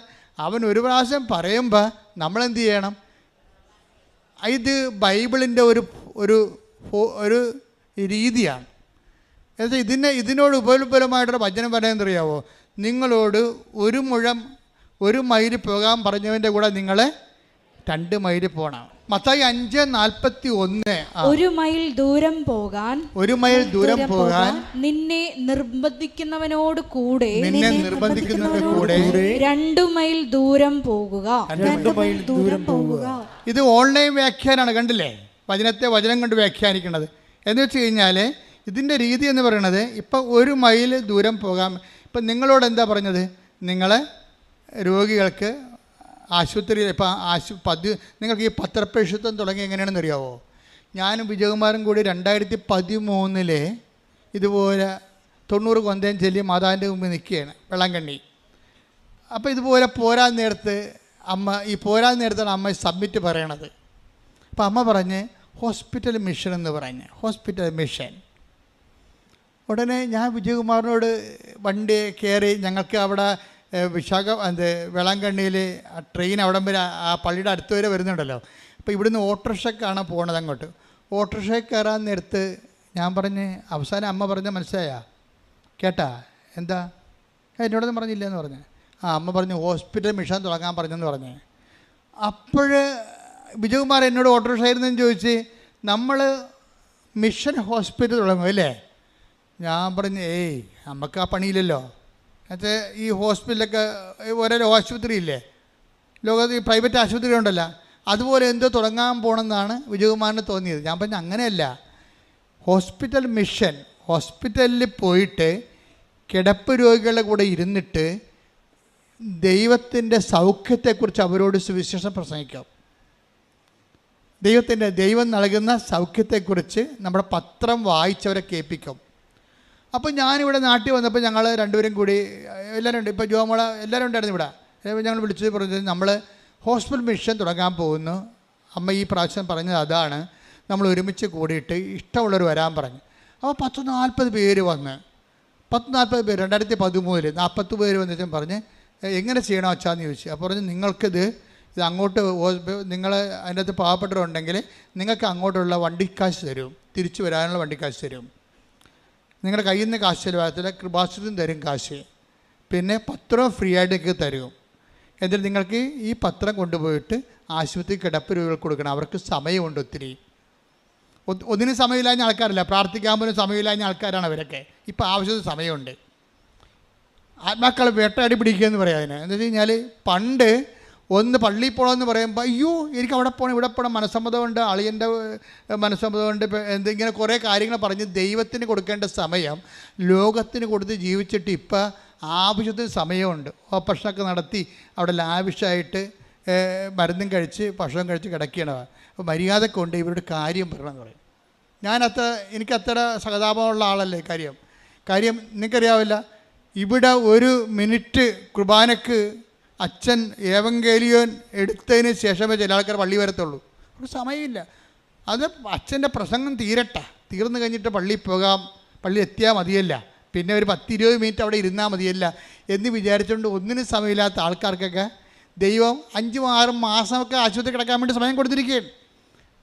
ഞാൻ പറഞ്ഞു അവിടെ വെറുതെ കിടന്നിട്ട് കാര്യമില്ല, മര്യാദക്ക് ദൈവത്തെ ഇനി തിരിച്ചു വരുമ്പോൾ ആ പഴയ സാധനമായിട്ട് വന്നാൽ ഇനിയും ആശുപത്രി തിരിച്ചു പോകേണ്ടി വരും. ഇതുകൊണ്ട് വായിച്ച് കേൾപ്പിക്കാൻ പറഞ്ഞു. വായിക്കാൻ അത് കൊടുക്കാനേ ഉള്ളത്, അവർക്ക് ആവശ്യം സമയമുണ്ടല്ലോ. അവർ മനോരാജ്യവും പല രാജ്യങ്ങളൊക്കെ പിന്നെയും വായിച്ച് അവർ പ്രണയം, ഈ വയസ്സന്മാർക്ക് പോലും പ്രണയം തലയടിച്ചിരിക്കുകയാണ് മാമ്പഴമൊക്കെ വായിച്ച്. അപ്പോൾ അതുകൊണ്ട് അവർക്കൊരു ചികിത്സയാണ്, ആധ്യാത്മിക ചികിത്സ. അമ്മ പറഞ്ഞതാണ് വേളാങ്കണ്ണി വെച്ച്. ഞങ്ങൾ ആ ചികിത്സ കൃത്യമായിട്ട് ചെയ്ത് 3 കൊല്ലം ചെയ്ത്. ഹോസ്പിറ്റൽ ഇപ്പം കൂടുന്നുണ്ട്. ഇപ്പം ചെയ്യണമെന്ന് പറഞ്ഞു കഴിഞ്ഞാൽ ഈ നിങ്ങൾ കൊണ്ടുവന്നിരിക്കുന്ന തുണികളെല്ലാം അവർക്ക് കൊടുക്കുന്നു, ആ തുണികൾ അവർ കൊണ്ടുപോയി ഒരു സ്ഥലത്ത് കൊണ്ടുപോയി രോഗികൾക്ക് കൊടുക്കുന്നതാണ് ഇപ്പം ചെയ്യണത്. കാര്യം ഹോസ്പിറ്റൽ മിഷൻ ഇപ്പം നിങ്ങളല്ല ചെയ്യണത്. അപ്പോൾ അതുകൊണ്ട് ആ മിഷൻ മാറ്റി, ആ മിഷൻ ഇപ്പോഴും നിലനിൽക്കുന്നുണ്ട് ശരിക്കും പറഞ്ഞാൽ. അപ്പോൾ ഇതിൻ്റെ അകത്ത് എന്നെ ഞെട്ടിപ്പിച്ചതെന്ന് വെച്ച് കഴിഞ്ഞാൽ ഹരിപ്പാട് ആശുപത്രിയിൽ പോയ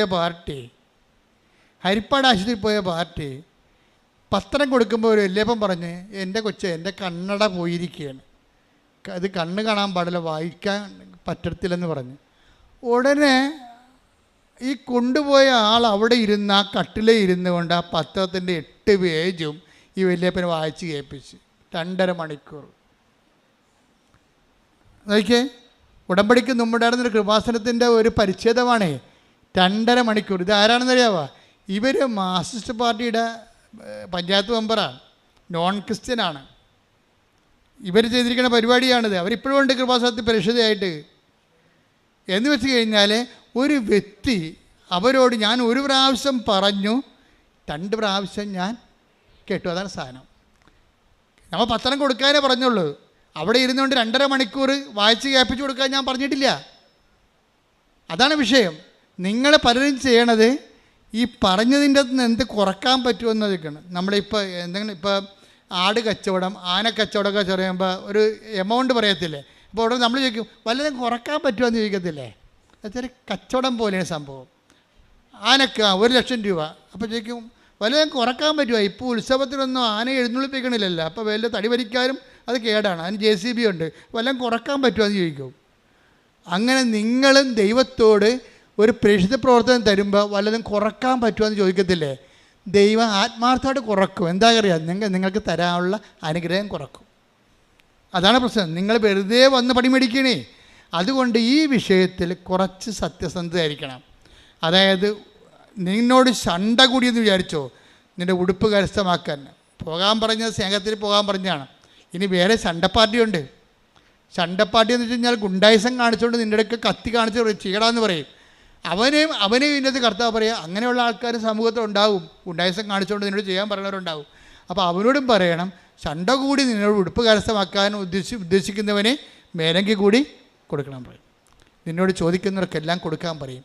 ഈ കൊടുക്കുക എന്നുള്ള സംഭവം എന്ന് വെച്ച് കഴിഞ്ഞാൽ ഉടമ്പടിയുടെ ഏറ്റവും വലിയ ഒരു കൃപ ആർജനത്തിൻ്റെ ഒരു സംഭവമാണ്. വാങ്ങിക്കാനുള്ള സന്തോഷത്തേക്കാൾ ഉപരി കൊടുക്കാനുള്ള സന്തോഷം ഉണ്ടാകണം. അതിനൊരു അനോയിൻറ്റിങ് ഉണ്ട്, പ്രത്യേകിച്ച് അനോയിൻറ്റിങ് ഉണ്ട്. ഉടമ്പടി ഒരു ഉടമ്പടി പുതുക്കി കഴിയുമ്പോൾ തന്നെ നിങ്ങൾക്ക് അനോയിൻറ്റിങ് ആയില്ലെങ്കിൽ നിങ്ങൾ ഉടമ്പടി പുതുക്കാൻ അർഹരല്ലെന്ന് എൻ്റെ അർത്ഥം. നമുക്ക് വാങ്ങിക്കുമ്പോൾ എന്ത് സന്തോഷമാണ്. ഒരു സാരി നല്ല ആൾ തന്ന് നമുക്ക് സന്തോഷമല്ലേ. അപ്പോൾ നമുക്കൊരു സാരി കൊടുക്കാനാണെങ്കിൽ പെട്ടി സ്ഥലവിലേക്ക് കൊടുക്കും, ഭയങ്കര സന്തോഷമായിരിക്കും. പെട്ടി സ്ഥലം ഉണ്ട്, നിങ്ങൾ കൊടുക്കാൻ രണ്ടേ ഉള്ളെങ്കിൽ അയ്യോ ഇനിയിപ്പോൾ മഴക്കാലമൊക്കെ ആയിരിക്കും, മഴക്കാലത്തൊക്കെ ഉടുക്കാൻ സാധനം വേണ്ടേ എന്ന് പറഞ്ഞുകൊണ്ട് എടുത്ത സാരി പിന്നെ എടുത്ത് അകത്ത് വെക്കും. അപ്പോൾ നിങ്ങൾ ഉടമ്പടിയിലല്ല ശരിക്കും പറഞ്ഞാൽ. ദൈവത്തിന് അറിയാമല്ലോ ഇത്. കൈ ചുരുങ്ങിയ, കൈ സൂക്ഷിച്ചു പോയ ആളാണ് കർത്താവ്. എപ്പോഴും കൈ സൂക്ഷിച്ചു പോയ ഒരാളെ കാണുന്നത്. മർക്കോസ് 3:3 കൈ ശോഷിച്ചവനോട് അവൻ പറഞ്ഞു, കൈ സൂക്ഷിച്ചവനോട് അവൻ പറഞ്ഞു, എഴുന്നേറ്റ് നടുവിലേക്ക് വരൂ. അനന്തരം അവൻ അവരോട് ചോദിച്ചു, സാപത്തിൽ നന്മ ചെയ്യുന്നതോ തിന്മ ചെയ്യുന്നതോ ജീവൻ രക്ഷിക്കുന്നതോ നശിപ്പിക്കുന്നതോ ഏതാണ് നിയമാനുസൃതം? അവർ നിശബ്ദരായിരുന്നു. അവരുടെ ഹൃദയകാഠിന്യത്തിൽ ദുഃഖിച്ച് അവരെ ക്രോധത്തോടെ നോക്കിക്കൊണ്ട് യേശു അവനോട് പറഞ്ഞു, കൈ നീട്ടുക. അവൻ കൈ നീട്ടി, അത് സുഖപ്പെട്ടു. ഉടമ്പടി ഇത്രേ നിങ്ങളോട് പറയുന്നുള്ളൂ. എന്താ പ്രശ്നം? യേശു എന്താ പറയണത്? നിങ്ങൾ കൈ സൂക്ഷിച്ചിരിക്കുകയാണ്. അർത്ഥ കൈ കുപ്പിലേക്കാത്ത പാർട്ടിയാണ്. കൈയൊക്കെ നേരെ ഉണ്ടാകുവേ. പക്ഷെ ദൈവത്തിൻ്റെ മുമ്പിൽ, മനുഷ്യൻ്റെ മുമ്പിലാണ് നീണ്ടിരിക്കണ കൈ. ദൈവത്തിൻ്റെ മുമ്പിൽ നിങ്ങളുടെ കൈയെല്ലാം സൂക്ഷിച്ചിരിക്കുകയാണ്. നീളത്തല്ല, ആരെ കണ്ടാൽ നീളത്തില്ല. ഒരു രോഗിനെ കണ്ടാൽ നീളത്തില്ല, ഇല്ലായ്മക്കാരനെ കണ്ടാൽ നീളത്തില്ല. കൈ ഇങ്ങനെ സൂക്ഷിച്ചങ്ങനെ ഇരിക്കും. ഇങ്ങനെ ആർക്കും ഒന്നും കൊടുക്കത്തില്ല. അർത്ഥയ്ക്ക് ഉപ്പ് ചേക്കാത്ത ആൾക്കാരോട് ദൈവം പറയും, കൈ നീട്ടുക. എന്താണ്? കൈ നീട്ടിയാണ് നമ്മൾ കൊടുക്കുന്നത്. ഉടമ്പടി കൊടുത്തുകൊണ്ട് നിൻ്റെ കൃപയുടെ നിലവാരം വർദ്ധിപ്പിക്കുന്ന ഒരു പദ്ധതി പ്രയോഗമാണ്. പ്രാർത്ഥിക്കുക, കർത്താവായ ദൈവമേ, മനുഷ്യന്മാർക്ക് ഒന്നും കൊടുക്കാതെ, ആവശ്യപ്പെട്ടവൻ ചോദിച്ചാലും കൊടുക്കാതെ എന്റെ കൈ സൂക്ഷിച്ചു പോയതായി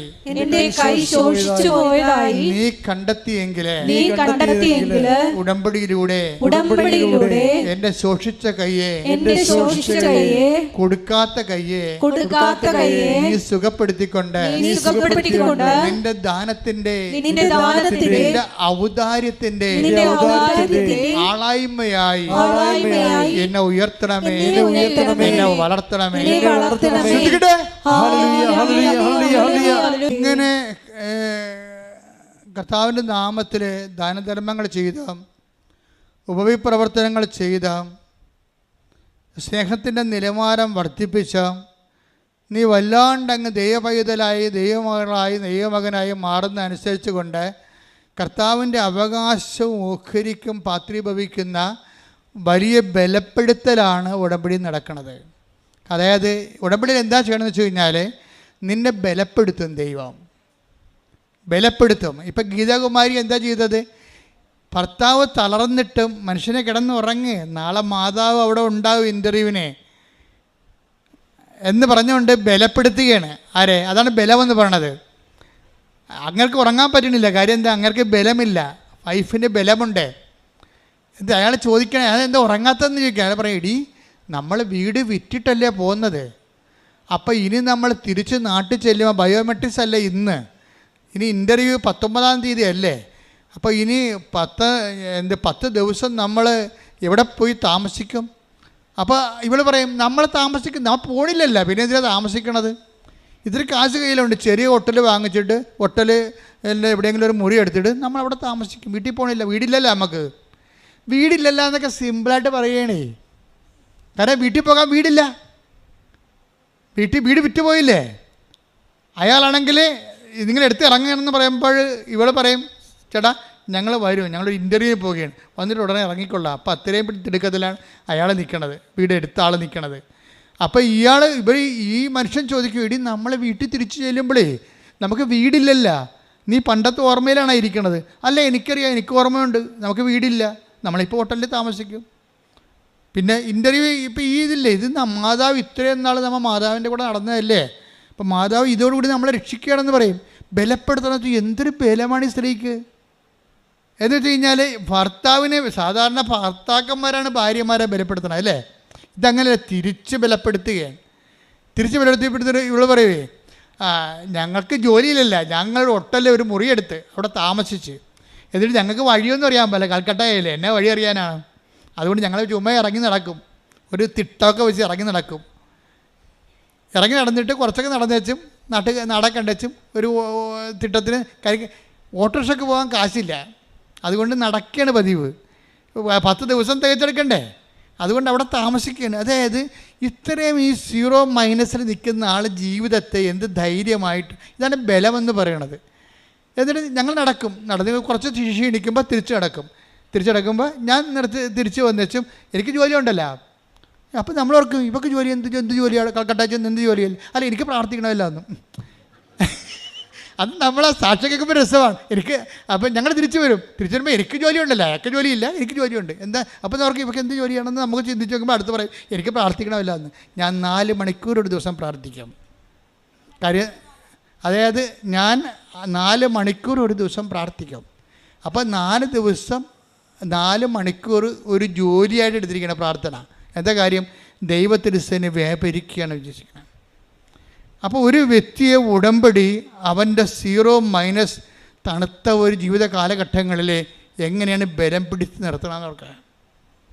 ഞാൻ ബൈബിൾ ഇങ്ങനെ ഒരാളെ കണ്ടിരിക്കണത്, ഈ ഫെനുവേലിൻ്റെ മകള് അന്നേനെ കണ്ടിരിക്കണം. എനിക്ക് ഇഷ്ടപ്പെട്ടൊരു കഥാപാത്രമാണ്.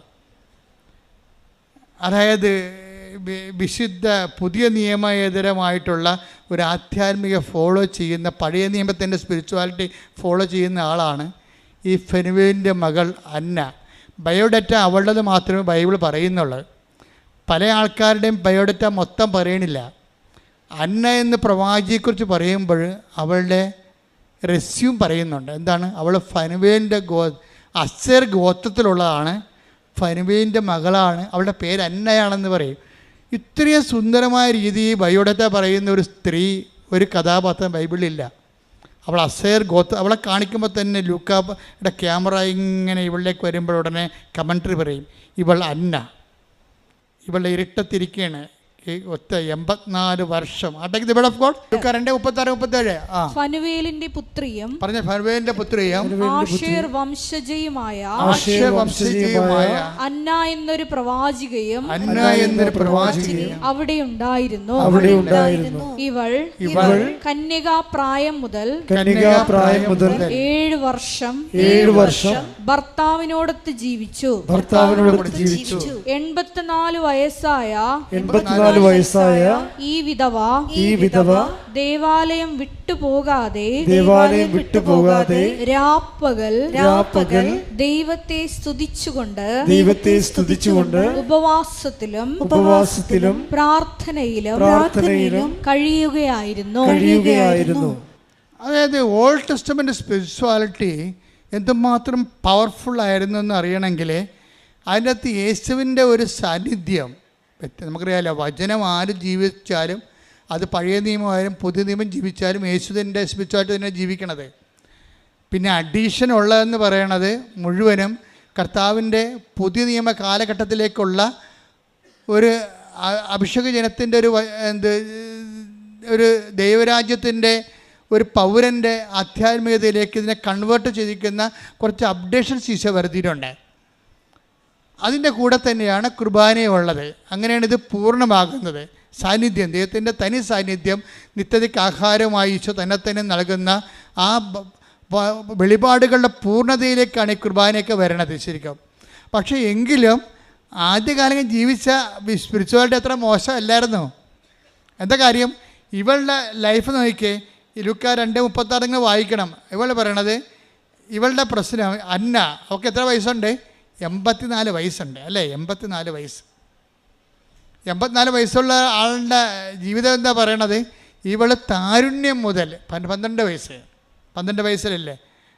അപ്പം താരുണ്യം മുതൽ 7 വർഷം, 12 7 19 വർഷമാണ് ഇവൾ കുടുംബത്തിൽ ജീവിച്ചത്. 7-ാമത്തെ വർഷം ഭർത്താവ് മരിച്ചുപോയി. പിന്നെ എന്ത് പറ്റി? ബാക്കി 63-64 കൊല്ലം എന്താണ് ചെയ്തത്? 64 കൊല്ലം ഇവൾ എന്ത് ചെയ്ത്? അവൾക്ക് ജോലിയുണ്ട്. അതാണ് ഈ ഗീതാകുമാരിയുടെ സാക്ഷ്യം ഇവിടെ വരണേൻ്റെ കാര്യം. അവൾക്ക് ജോലിയുണ്ട്. എന്താ ജോലി അവളുടെ? 64 കൊല്ലം ഇവൾ ദേവാലയം വിട്ടുപോകാതെ കണ്ടാ ആ ദൈവത്തിൻ്റെ സാന്നിധ്യം. കർത്താവ് ഗുഡ് ബൈ പറയുമ്പോൾ അവരോട് പറയുന്ന വാക്കിതാണ്, നിങ്ങൾ Jerusalem take the word of God. അപ്പോസ്തല പ്രവർത്തനങ്ങൾ 1:4. അപ്പോസ്തല പ്രവർത്തനം 1:4. അവൻ അവരോടൊപ്പം ഭക്ഷണത്തിനിരിക്കുമ്പോൾ കൽപ്പിച്ചു. അപ്പം അവൻ അവരോടൊപ്പം ഭക്ഷണത്തിരിക്കുമ്പോൾ കൽപ്പിച്ചു, നിങ്ങൾ ജെറുസലേം വിട്ടുപോകരുത്, നിങ്ങൾ ജെറുസലേം വിട്ടുപോകരുത്, എന്നിൽ നിന്ന് നിങ്ങൾ കേട്ട പിതാവിന്റെ വാഗ്ദാനം കാത്തിരിക്കുവിൻ. അപ്പോൾ അതായത് എപ്പോഴും നമ്മളിങ്ങനെ ഒരു ഒറ്റപ്പെടുന്ന സാഹചര്യം ജീവിതത്തിൽ ഉണ്ടാകും. അപ്പോൾ ഒറ്റപ്പെടുന്ന സാഹചര്യം എന്ന് പറഞ്ഞാൽ ചിലപ്പോൾ ഒന്നും വർക്കൗട്ട് ചെയ്യത്തില്ല. ഇപ്പോൾ അപ്പോസ്തലന്മാർക്ക് എന്താ സംഭവിച്ചു? യേശു മരിച്ചു, ഉയർത്തെഴുന്നേറ്റു. അതുപോലെ തന്നെ ഈശോയുടെ ഫിസിക്കൽ പ്രസൻസ് അവർക്കില്ല, ഫിസിക്കൽ പ്രസൻസ് ഇല്ല. ഇപ്പം നമ്മുടെ ഭർത്താക്കന്മാർ മരിക്കാം, മക്കൾ മരിക്കാം, ഭാര്യമാർ മരിക്കാം. അതെല്ലാം സ്വാഭാവികമായി ലോകത്ത് സംഭവിക്കാൻ സാധ്യതയുള്ളതാണ്. നിങ്ങളങ്ങനെ സംഭവിക്കത്തില്ല എന്ന് പറഞ്ഞിരുന്നുകൊണ്ട് സന്തോഷത്തോടെ ഇരിക്കുകയാണ്. പക്ഷേ സംഘം സംഭവിക്കുമ്പോൾ ഉടനെ ഞങ്ങൾ പണം എടുക്കാൻ വരുമ്പോൾ പറയും, എൻ്റെ അച്ഛാ എന്നെയും കൂടി കൊണ്ടുപോയിക്കൊള്ളാൻ പറയും. അവർ വരുവാ? അവർ വരത്തില്ല. അവരങ്ങനെ പറയണതേ ഉള്ളൂ. അപ്പോൾ ഇതിനൊക്കെ ഒരു പ്രിപ്പറേഷൻ എപ്പോഴും നല്ലതാണ്. ദൈവത്തെ ഭർത്താവിനെ മുൻനിർത്തിയ, ഭാര്യയെ മുൻനിർത്തിയ, മക്കളെ മുൻനിർത്തിയല്ല ജീവിതത്തെ കണക്ക് കൂട്ടേണ്ടത്. ദൈവത്തെ മാത്രം മുൻനിർത്തി കണക്കാക്കൂട്ടണം. ഇന്നല്ലെങ്കിൽ നാളെ എല്ലാവരും ഗുഡ് ബൈ പറഞ്ഞ് പിരിയാവുള്ള ആൾക്കാരാണ്. അതുകൊണ്ട് തന്നെ ദൈവത്തെക്കാൾ കൂടെ ഇൻവെസ്റ്റ്മെൻറ്റ് ബന്ധങ്ങൾക്ക് കൊടുക്കരുത്, പണി കിട്ടാൻ സാധ്യതയുണ്ട്. മനസ്സിലായില്ലേ? ദൈവത്തെക്കാൾ ഇന്നല്ലെങ്കിൽ നാളെ എല്ലാവരും ഗുഡ് ബൈ പറഞ്ഞ് പിരിയേണ്ടതാണ്. അതുകൊണ്ട് തന്നെ നമ്മളത് ടേക്ക് ഫോർ ഗ്രാൻഡഡ് നേരത്തെ മനസ്സിൽ വിചാരിച്ചേക്കണം. അതുകൊണ്ടാണ് ഈശോ പറഞ്ഞത്, എന്നെക്കാളുപരി ഭർത്താവിനെയോ ഭാര്യയോ മക്കളെയോ വസ്തുവകളെ സ്നേഹിക്കുന്നവൻ എനിക്ക് യോഗ്യനല്ല. Take the word of God. ശ്രുതിക്കട്ടെ ഹല്ലേലൂയ.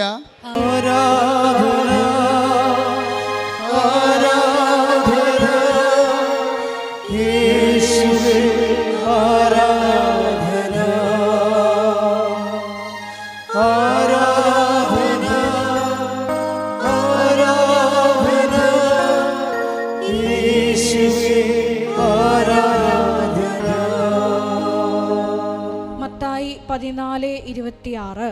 മത്തായി 14:26.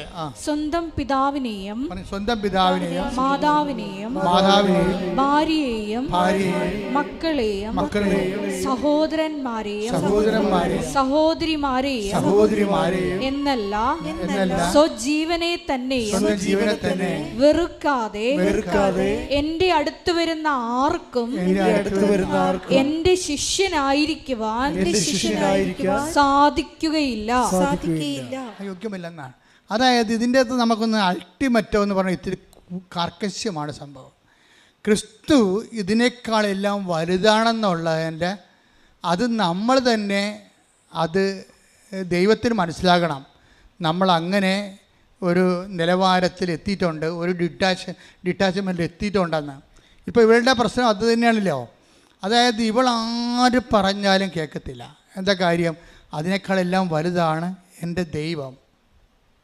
ഇതാ വിഷയം. അതുകൊണ്ടാണ് എന്തെല്ലാം പറഞ്ഞാലും കളിയാക്കിയാലും ആക്ഷേപിച്ചാലും വഴക്കിട്ടാലും ഒന്നും അവൾ ഫീൽ ചെയ്യത്തില്ല. എന്താ കാര്യം? ഇവൾ ചെയ്യുന്ന ഇവൾ അത്രയും കർത്താവുമായിട്ട് അറ്റാച്ച്ഡ് ആണ്. അതുകൊണ്ടാണ് ഇവൾക്ക് പ്രത്യാശ ലഭിക്കുന്നതിൻ്റെ കാരണം. ഭർത്താവിനെ പോലും പ്രത്യാശയിൽ ഇങ്ങനെ ബലപ്പെടുത്തി നിർത്തിക്കൊണ്ടിരിക്കുന്ന ഇയാൾ. അതായത് ഈ ആധ്യാത്മിക ഉടമ്പടി ഉണ്ടാകുന്നൊരു ഗുണം അതാണ്. ഉടമ്പടി സത്യസന്ധമായിട്ടാണ് നിങ്ങൾ ചെയ്യണമെങ്കിൽ അതിലുപയോഗിക്കേണ്ട ഒരു സൊല്യൂഷൻ ലവ് ഓഫ് ഗോഡാണ്. ഇപ്പോൾ എന്താ പ്രശ്നം വെച്ച് കഴിഞ്ഞാൽ നമുക്ക് ചില അനുഗ്രഹങ്ങൾ ലഭിക്കാൻ വേണ്ടി തൽക്കാലത്തേക്ക് ദൈവമായിട്ട് ഒരു ചരഞ്ഞ സ്നേഹം ഉണ്ടാക്കിയെടുക്കും നിങ്ങൾ. ഞാൻ അത് അങ്ങനെ വിളിക്കാൻ ആഗ്രഹിക്കുന്നത്. ചരഞ്ഞതെന്നൊക്കെ പറഞ്ഞത് പല വല്യപ്പന്മാർ പറയുന്ന മലയാളമാണ്. വെച്ച് കഴിഞ്ഞാൽ അതായത് നമ്മൾക്ക് തൽക്കാലത്തേക്ക് ഒരു ആനുകൂല്യം നേടിയെടുക്കാൻ വേണ്ടി ദൈവത്തോട് നമ്മൾ കാണിക്കുന്ന ഒരു സ്നേഹമാണ്. അവിടെ എവിടെയെങ്കിലും നമ്മളെ പ്രതീക്ഷയ്ക്കൊത്ത് നമ്മുടെ അനുഗ്രഹം കിട്ടുന്നില്ല എന്നുണ്ടെങ്കിൽ ശരിക്കും നിങ്ങളുടെ തനി നിറം നിങ്ങളെ പുറത്തെടുക്കും. ഒന്ന് നിങ്ങളെ പ്രാർത്ഥിക്കാൻ മടിക്കും, അല്ലെങ്കിൽ കിടന്ന് ഉറങ്ങും. മനസ്സിലായില്ലേ? അതുപോലെ തന്നെ നിങ്ങളെ ഉടമ്പടി പ്രാർത്ഥനയുടെ സമയം തെറ്റിക്കും, അല്ലെങ്കിൽ പ്രേക്ഷിത പ്രവർത്തനം തെറ്റിക്കും. അങ്ങനെ ഒത്തിരിയേറെ, അതായത് നിങ്ങൾ പ്രാധാന്യം കൊടുക്കുന്നത് ദൈവത്തിനല്ലെന്ന് ദൈവം തന്നെ നിങ്ങളെ കൊണ്ട് പറയിപ്പിക്കും. അത് ഈ മൂക്ക് കൊണ്ട് ഇങ്ങനെ ഇമ്മറ ഇക്ര എന്നൊക്കെ വരപ്പിക്കും. നമ്മൾ അഭ്യാസം കാണിച്ച് അപ്പം വരപ്പിക്കും സാധനം. കാരണം ദൈവത്തിനറിയാം ഇത് ചുമ്മാ. ഇപ്പം ചില പിള്ളേർ കണ്ടില്ലേ, പിള്ളേർ കാണുമ്പോൾ ഇപ്പോൾ നമ്മൾ പഠിക്കൽ അപ്പന്മാരെത്തുമ്പോൾ തന്നെ അമ്മയുടെ മടി ഇരുന്ന കുഞ്ഞുങ്ങളായിരിക്കും. അവിടെ ഷഡ്ഡി പോലും ഇല്ലാതെ ഓടി അപ്പാ എന്നും പറഞ്ഞ് ഓടിച്ചെല്ലും കുഞ്ഞുങ്ങൾ. 2 വയസ്സുള്ള, ഞാൻ എപ്പോഴും പറയുന്ന ഒരു ഉദാഹരണമാണത്. അപ്പോൾ അപ്പനും പറഞ്ഞാൽ പൊട്ടനാണല്ല. അപ്പം പറയും എൻ്റെ കുഞ്ഞ് അമ്മയുടെ മടി ഇരുന്നിട്ട് പോലും എന്നെ കണ്ടപ്പോൾ ഓടി വന്നല്ല എന്ന് ഓർക്കും. അതിൽ ഓടി സിംഗിൾ വാടാകുമ്പോൾ ഈ സാധനത്തിൽ പൊക്കിയെടുത്ത് താഴെ വെക്കും. പിന്നെ കാണത്തില്ല ഇതിനാ. എന്താ കാര്യം? അപ്പൻ്റെ കയ്യിൽ നിന്ന് ഓറഞ്ച് അടിച്ചുകൊണ്ട് അവൻ പോയി. അതാണ് അവൻ ആ ഓറഞ്ച് കണ്ടിട്ട് തുള്ളണതാണ് ശരിക്കും പറഞ്ഞാൽ. അപ്പനോട് സ്നേഹം ഉണ്ടായിട്ടൊന്നുമല്ല. ഇത് ദൈവത്തിനറിയാം. ഈ IELTS വേണ്ടിയും കാനഡ PR വേണ്ടിയാണ് തുള്ളണമെന്ന് അറിയാം. ഈ ദൈവത്തിൻ്റെ ഐഡിയ മാറ്റിയെടുക്കണം നിങ്ങൾ. പറഞ്ഞാൽ മനസ്സിലായില്ലേ? ഇപ്പം മനസ്സിലായില്ലേ? പച്ച മലയാളത്തിൽ മനസ്സിലായില്ലേ? ദൈവത്തിന് നിങ്ങളെക്കുറിച്ച് അസസ്മെൻ്റ് ഉണ്ട്. ഇത് മാറ്റിയെടുക്കണം. എന്നിട്ട് ദൈവത്തിനോട് പറയണം, എനിക്ക് നീയാണ് വലുത്, എൻ്റെ ജോലിയേക്കാളും എൻ്റെ ജീവനേക്കാൾ വലുത് നീയാണ് എന്ന് പറഞ്ഞ്, എൻ്റെ ദൈവമേ, എൻ്റെ ദൈവമേ, എൻ്റെ ജോലിയേക്കാളും ജീവനേക്കാളും എനിക്ക് നീയാണ് വലുത്. നിനക്ക് വേണ്ടി ജീവിക്കാൻ പരീക്ഷണ കാലഘട്ടത്തിൽ നിന്റെ ഉടമ്പടിയോട് വിശ്വസ്തത പാലിക്കാൻ എന്നെ ഉപരി അഭിഷേകം ചെയ്യണം. ഹല്ലേലൂയ.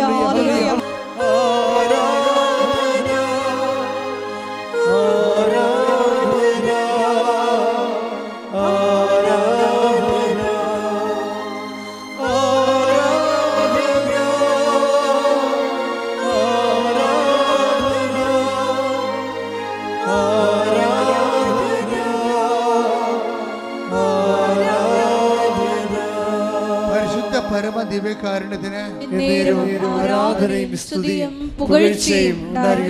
അപ്പൊ ഈ 63 കൊല്ലം ഇവൾക്ക് ഭർത്താവില്ലാതെ വിധവയായി ഒറ്റക്ക് താമസിക്കുകയാണ്. ഈ വിധവയുടെ സ്പിരിച്വാലിറ്റി, ആധ്യാത്മിക ബന്ധങ്ങളെക്കുറിച്ച് പറയണത് എന്താണെന്നറിയാവോ? എന്താ പറഞ്ഞിരിക്കണത്? അവൾ ഒന്ന് ദേവാലയം വിട്ടുപോകാതെ, പിന്നെ എന്ത് ചെയ്ത് കർത്താവിൻ്റെ സാന്നിധ്യം, പ്രാർത്ഥനാ ജീവിതം വിട്ടുപോകാതെ. ഭർത്താവില്ല, പിന്നെ എന്താ പറയണത്?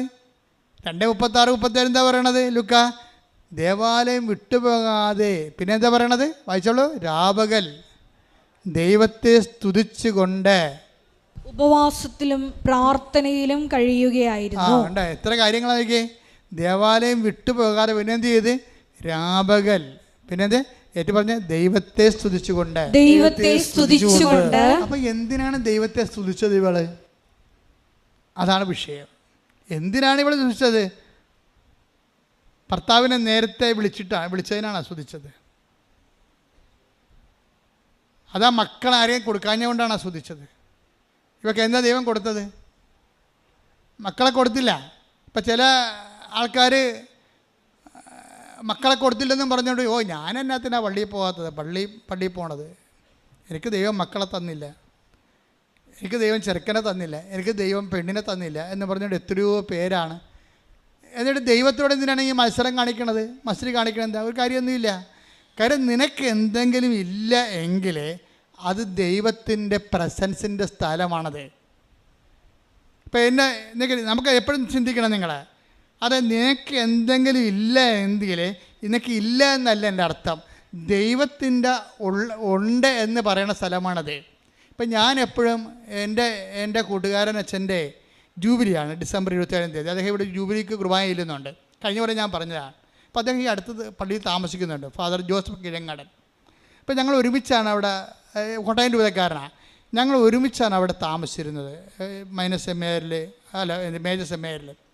അപ്പോൾ പുള്ളി അധ്വാനബാഹുവാണ്. അപ്പം എനിക്ക് ഈ രാത്രി 2 മണിക്ക് ഭക്ഷണം കഴിച്ചിട്ട് ഒന്ന് ചെറിയതായിട്ട് സിയസ്റ്റൊക്കെ വരും, ചെറിയ ഉറക്കത്തിന് വരും.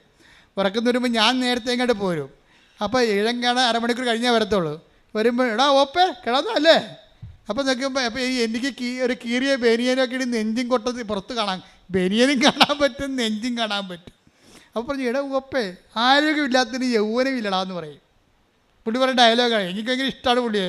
അപ്പോൾ ആരോഗ്യമില്ലാതൊക്കെ ലീവണില്ലടാന്ന് പറയും. പുള്ളി എന്നിട്ട് മസിലേക്ക് അടയ്ക്കുക എൻ്റെ അടുത്ത് ഇങ്ങനെ. പുള്ളിക്ക് നല്ല ആരോഗ്യമാണ്. അപ്പോൾ ഞാൻ കർത്താവിനോട് പറയും, കർത്താവേ എനിക്ക് ആരോഗ്യം ഉണ്ടായിട്ട് വലിയ കാര്യമൊന്നുമില്ല, എനിക്ക് 1 കൊല്ലം അച്ഛനായാൽ മതി. ഞാൻ രാത്രിയാകുമ്പോൾ എനിക്ക് ശരിക്കും ഞാൻ കിഴങ്ങാടിനോട് സന്തോഷത്തെ സംസാരിക്കുമെങ്കിലും എനിക്ക് ഉള്ളിൽ സങ്കടം വരും. എന്ന് വെച്ച് കഴിഞ്ഞാൽ ആരോഗ്യമില്ല, ഇപ്പോഴും വലിവ് വന്നുകൊണ്ടിരിക്കും, വലിവും ക്ഷീണമൊക്കെ വരും, എപ്പോഴും വരും, മിക്കവാറും ആശുപത്രിയിലൊക്കെ പോകും. അപ്പോൾ ഞാൻ രാത്രി എൻ്റെ സെക്കൻഡ് ഇയറിൽ ഞാൻ രാത്രി ഒരു 2 മണിയാകുമ്പോഴൊക്കെ എഴുന്നേൽക്കുമ്പോൾ അവിടെ കോറിഡോറിൽ പോയി നിൽക്കും. അപ്പോൾ പെരിയാർ കാണാൻ പറ്റും. അപ്പോൾ ഞാൻ പെരിയാർ നോക്കി നിലാവത്ത് ട്രെയിൻ വരണ വരെ പ്രാർത്ഥിക്കും, 3 മണി വരെ. അപ്പോൾ ഞാൻ പറഞ്ഞു, കർത്താവെ കിഴങ്ങാടാൻ പറഞ്ഞിട്ടുണ്ട്, എനിക്ക് ആരോഗ്യമില്ല, യൗവനമില്ല, മിക്കവാറും ഞാൻ ചത്തുപോകുമെന്ന് പറയും. പക്ഷേ എന്നാലും കർത്താവ് എനിക്ക് 1 കൊല്ലം കുർബാന ചെല്ലണമെന്ന് പറയും. 1 കൊല്ലം കുർബാന ചെല്ലാൻ വേണ്ടി ഞാൻ എത്രയോ രാത്രികളിൽ കർത്താവുമായിട്ട് കണ്ണീരോടെ നിന്ന് പ്രാർത്ഥിച്ചിട്ടുണ്ട്. അപ്പോൾ എന്താ പറയണത്, കർത്താവ് 1 കൊല്ലം കഴിഞ്ഞ് ഇപ്പോൾ 38ാമത്തെ കൊല്ലമല്ലേ ഞാൻ നിൽക്കണത്. അതെന്താ പ്രശ്നം വെച്ച് കഴിഞ്ഞാൽ അന്ന് എനിക്കില്ലാഞ്ഞ എന്താണ്, ആരോഗ്യം. അപ്പോൾ ആരോഗ്യമില്ലാത്ത സ്ഥലത്ത് എന്ത് ചെയ്ത് കർത്താവ് പറഞ്ഞു, നിൻ്റെ ആരോഗ്യം ഞാനാണ് നിൻ്റെ ബലം. അപ്പം നിൻ്റെ ആരോഗ്യം ഞാനായി നിൽക്കുമ്പോൾ നീ എന്ത് ചെയ്യണതെല്ലാം എൻ്റെ ബലത്തിലാണ് നീ ചെയ്യണത്. എൻ്റെ ദൈവത്തിൽ ഓർക്കണം, നിനക്ക് ഭർത്താവില്ലെങ്കിൽ ആ സ്ഥലം കർത്താവിൻ്റെതാണ്, നിനക്ക് ഭാര്യ ഇല്ലെങ്കിൽ ആ സ്ഥലം കർത്താവിൻ്റെതാണ്, മക്കളില്ലെങ്കിൽ ആ 2-3 സ്ഥലത്തും കർത്താവ് തന്നെയാണ് ഉള്ളത്. കൈയടിക്കട്ടെ, ശ്രദ്ധിക്കട്ടെ.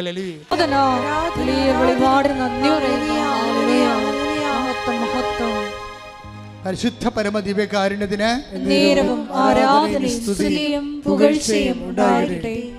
അതായത് ഇത് തന്നെയാണ് ഈ അന്നയുടെ പ്രശ്നം. അന്ന താരുണ്യം മുതൽ 12 വയസ്സ് മുതൽ 7 വർഷം വരെ ഭർത്താവിൻ്റെ കൂടെ ജീവിച്ചു. പിന്നെ ഭർത്താവ് മരിച്ചു. അവൾ പിന്നെ എന്ത് ചെയ്ത് ഭർത്താവിൻ്റെ സ്ഥാനത്ത് കർത്താവിനെ വെച്ചു. അത് നിസ്സാരമല്ല. ശരിക്കും പറഞ്ഞാൽ ഞാനിപ്പോൾ ഭംഗിവാക്ക് പറഞ്ഞതല്ല, കർത്താവിൻ്റെ വെളിപ്പാട് അങ്ങനെയാണ്. അതായത് ഇപ്പോൾ 54:9 വായിക്കുമ്പോൾ ഐസയായില്ല. Take the word of God. യേശയ്യ 54:5 നിന്റെ സൃഷ്ടാവാണ് നിന്റെ ഭർത്താവ്. Praise the Lord. ഒന്ന് പറഞ്ഞേ, നിന്റെ സൃഷ്ടാവാണ് നിന്റെ ഭർത്താവ്. സൈന്യങ്ങളുടെ കർത്താവ് എന്നാണ് അവിടുത്തെ നാമം. അതായത് ചില വിധവകൾ വന്ന് എന്നോട് പറഞ്ഞിട്ടുള്ള വചനമാണിത്.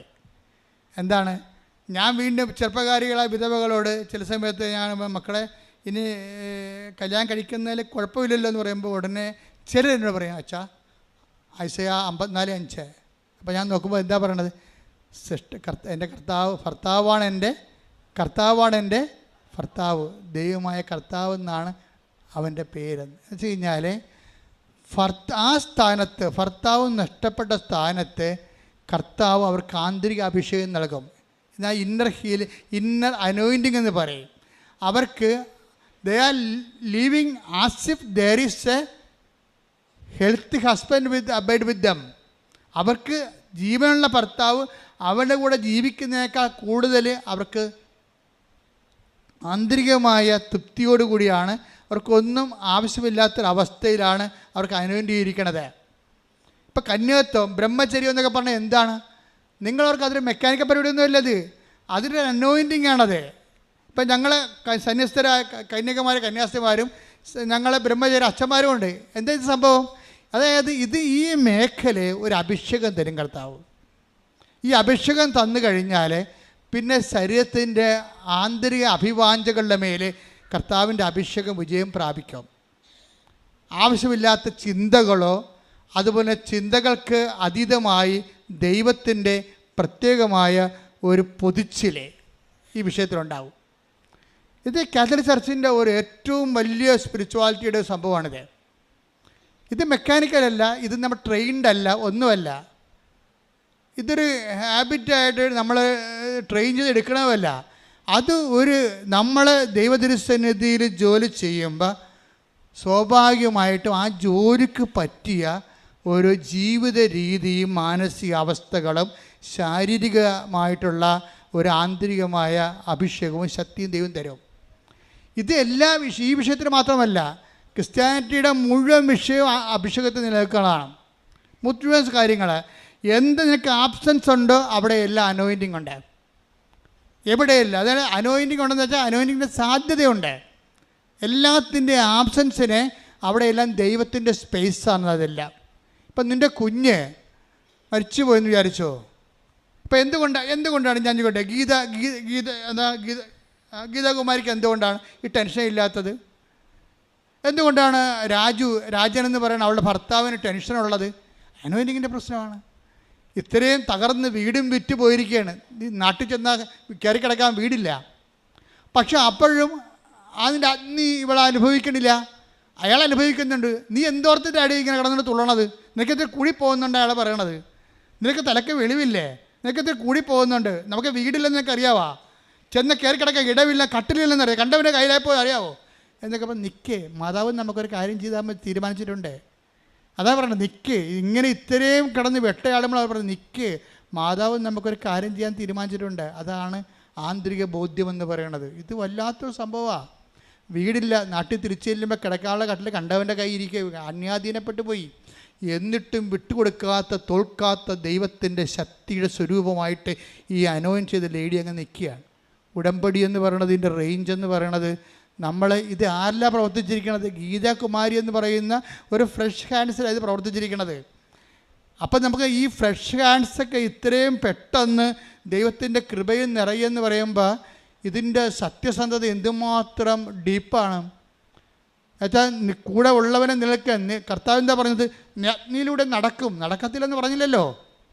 Take the word of God. 43:2 Isaiah ശ്രുതികട ഹല്ലേലൂയ. യേശയ്യ 43:2 ഐസയ 43:2 സമുദ്രത്തിലൂടെ കടന്നു പോകുമ്പോൾ, സമുദ്രത്തിലൂടെ കണ്ണീരിലൂടെ കടന്നു പോകുമ്പോൾ ഞാൻ നിന്നോട് കൂടെ ഉണ്ടായിരിക്കും. നദികൾ കടക്കുമ്പോൾ അത് നിന്നെ മുക്കിക്കളയുകയില്ല. അഗ്നിയിലൂടെ നടന്നാലും നിനക്ക് പൊള്ളലേൽക്കുകയില്ല. ജ്വാല നിന്നെ ദഹിപ്പിക്കുകയുമില്ല. ഇതാണ് ആന്തരിക അഭിഷേകം എന്ന് പറയുന്നത്. അഗ്നിയിലൂടെ നടക്കാം, കടങ്ങളുണ്ടാകാം. ഇത്രയും നാളെ കിടന്നുകൊണ്ടിരുന്ന കട്ടിൽ പോലും കണ്ടവൻ്റെ പൂട്ടിൻ്റെ ഉള്ളിലായിപ്പോയി. നാട്ടിൽ ചെന്നാൽ കിടക്കാൻ ഇടയില്ല. എങ്കിലും ആ പൊള്ളൽ നീ അഗ്നിയിലൂടെ നടക്കുമ്പോഴും ജ്വാല നിന്നെ ദഹിപ്പിക്കുന്നില്ല. എന്താ കാര്യം? സാന്ത്വനത്തിൻ്റെ ശക്തി ഇവളെ ദൈവം പൊതിയാണ് ചെയ്യണത്. ഇത് നിങ്ങളിങ്ങനെ വായിക്കുമ്പോൾ അഗ്നിയിലൂടെ നടക്കും, അത് നിന്നെ വിഴുങ്ങത്തില്ല, ശബ്ദത്തിലൂടെ നടക്കും, ശബ്ദം നിന്നെ വിഴുങ്ങത്തില്ലെന്ന് പറഞ്ഞാൽ അങ്ങനെയല്ല. ഇതിനെല്ലാം കറസ്പോണ്ടിങ് അനോയിൻറ്റിങ് ഉണ്ട് ഓരോ വേടിനും. ആ വേടൊക്കെ വായിക്കുമ്പോൾ നിങ്ങളവർക്ക് ഈ വചനം വായിക്കുന്നതിൽ നിന്ന് ആർക്കും എക്സെപ്ഷൻ ഇല്ല കേട്ടോ. കുമ്പസാരിക്കാനൊക്കെ എക്സെപ്ഷൻ ഉണ്ട്, പക്ഷെ വചനം വായിക്കുന്നതിൽ ആർക്കും ഒഴിവ് കഴിവില്ല. കാര്യം എന്താണ്? വചനം വായിക്കുക വഴി, അരമണിക്കൂർ വചനം വായിക്കുക വഴി നിങ്ങളെ അഭിഷേകം നിങ്ങൾക്ക് പ്രാപിക്കാനും നിങ്ങളുടെ വിഷയം ദൈവം ടേക്കപ്പ് ചെയ്യണവരെ നിലനിന്ന് പോകാനുള്ള നിലനിൽപ്പിൻ്റെ വരമാണ് വചന വായനയുടെ ഉടമ്പടി നിങ്ങൾക്ക് നൽകണത്. ശ്രുതികട ഹല്ലേലൂയ.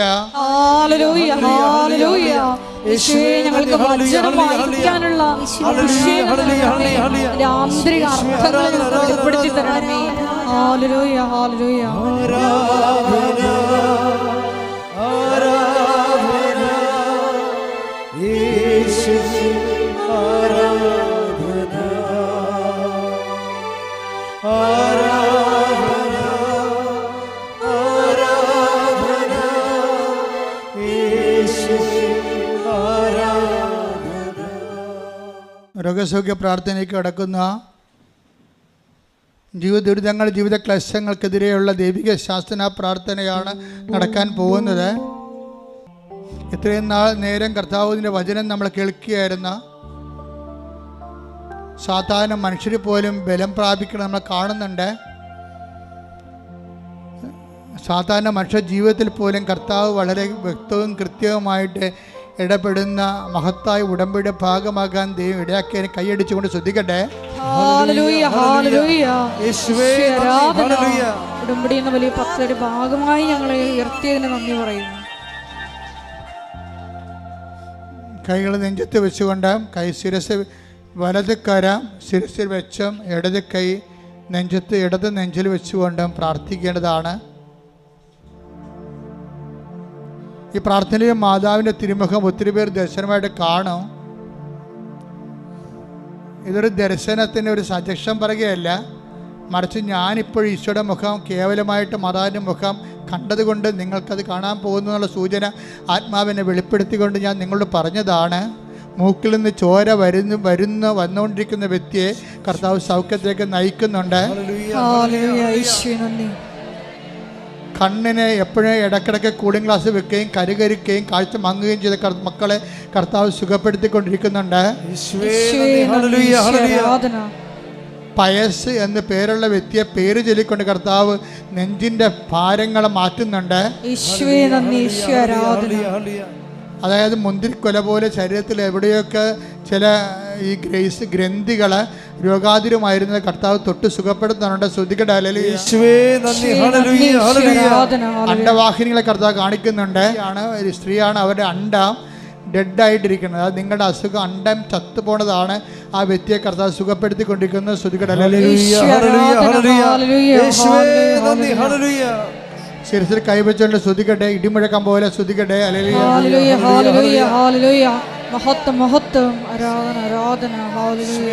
വയറ്റിൽ നീരുള്ളവര് അതുപോലെ വയറിൻ്റെ താഴെയല്ല മേൽവയറിലാണ് നീര് കാണുന്നത്. വയറ്റിൽ നീരുള്ളവരെ കർത്താവിൻ്റെ തിരുമുറുവാന്ന വലതുകരം സ്പർശിച്ചുകൊണ്ട് ഇടിമുഴക്കം പോലെ അവർ ശ്രുതികട്ടെ. അപ്പോഴവർ സൗഖ്യപ്പെടുന്നത് കർത്താവിൻ്റെ തിരുമല സാക്ഷികളെ. യേശുവേ നന്ദി. ഹല്ലേലൂയ ഹല്ലേലൂയ ഹല്ലേലൂയ ഹല്ലേലൂയ. എൻ്റെ മക്കളെ, വളരെ നല്ല ഒരു സമയത്തേക്ക് കർത്താവ് ജീവനോടെ നമ്മുടെ ഇടയിൽ പ്രവർത്തിക്കുന്ന സമയമാണ്. വീണ്ടും വലത് കണ്ണ് അത് കാഴ്ചയില്ല. ശരിക്കും പറഞ്ഞാൽ അത് കാഴ്ച മങ്ങുകയും ചെയ്തിരിക്കുന്നത് ആ കണ്ണിനെ കർത്താവ് സ്പർശിച്ച് സൗഖ്യത്തിലേക്ക്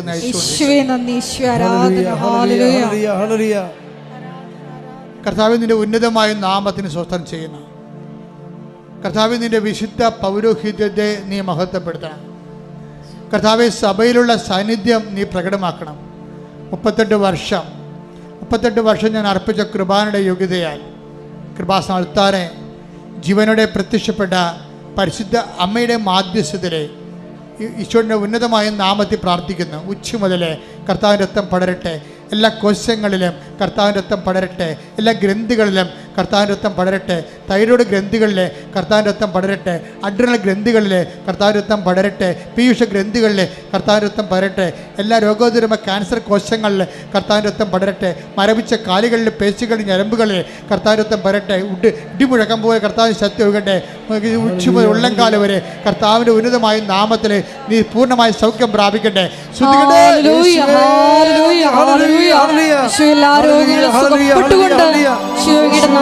ആരാധനയോടെ മഹത്വപ്പെടുത്തണമേ.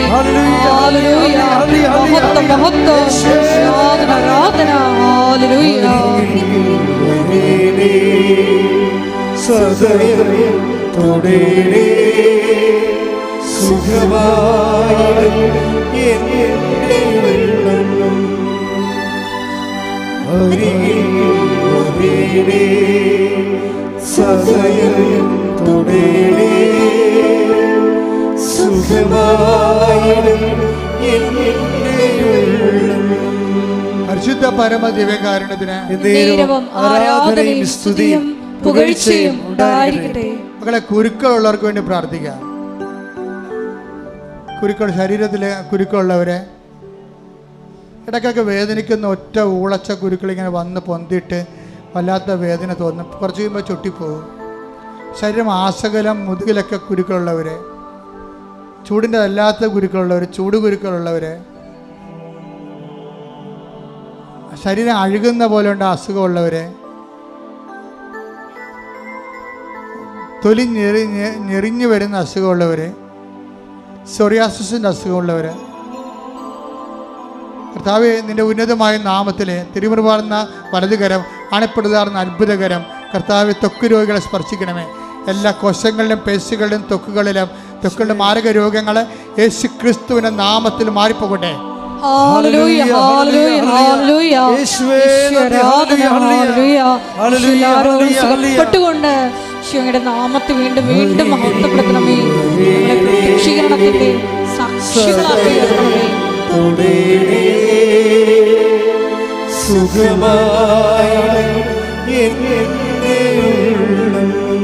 എൻ്റെ മക്കളെ, സ്രാവരോഗികൾക്ക് വേണ്ടി പ്രാർത്ഥിക്കാൻ ഈശോ ആവശ്യപ്പെടുന്ന സ്രാവരോഗങ്ങൾ പലതരമുണ്ട്. ഇപ്പോൾ ഇവിടെ കാണിക്കുന്നത് വയറ്റിൽ നിന്ന് കൺട്രോളില്ലാതെ പോകുന്നവരെ കുറിച്ചാണ്. പക്ഷെ അതേസമയം തന്നെ നമുക്ക് ഈ കണ്ണീര് വല്ലാതെ എപ്പോഴും കരയണ രീതിയിൽ കണ്ണീര് വന്നിട്ടുണ്ട്. കണ്ണീര് ഇല്ലാത്ത ആൾക്കാരുണ്ട്. ചില കണ്ണിന് വർഷങ്ങളായിട്ട് കരയാത്തവരും കണ്ണീരില്ലാത്തവരുണ്ട്. ചെവിയിൽ നിന്ന് പഴുപ്പ് വരുന്നവരുണ്ട്. എപ്പോഴും നോള വൈന്ന് തുപ്പൽ ഒഴുകി വരുന്നവരുണ്ട്. കൺട്രോളില്ലാതെ ഇങ്ങനെ വെള്ളം ശരീരത്തിൻ്റെ ഭാഗങ്ങളിൽ നിന്ന് വരുന്നവരുണ്ട്. ശരീരത്തിന് അറ്റവും അറുതിയില്ലാത്ത വേർത്ത് പോകുന്ന ശരീരമുണ്ട്. എപ്പോഴും വേർത്തോണ്ടിരിക്കുന്നവരുണ്ട്. വേർപ്പ് ഗ്രന്ഥികളില്ലാത്തവരുണ്ട്. കർത്താവിൻ്റെ നാമത്തിൽ ഇടിമുഴക്കം പോലെ ശ്രദ്ധിക്കട്ടെ. കർത്താവിൻ്റെ ഉന്നതമായ നാമത്തിലെ സഭയുടെ അധികാരത്തിലെ അടയാളത്തില് എല്ലാ ഗ്രന്ഥികളുടെയും എൻഡോക്കളെയും ഗ്രന്ഥികളെ ക്രിസ്തുവിന്റെ നാമത്തില് സൗഖ്യം പ്രാപിക്കട്ടെ. ആരാധന ആരാധന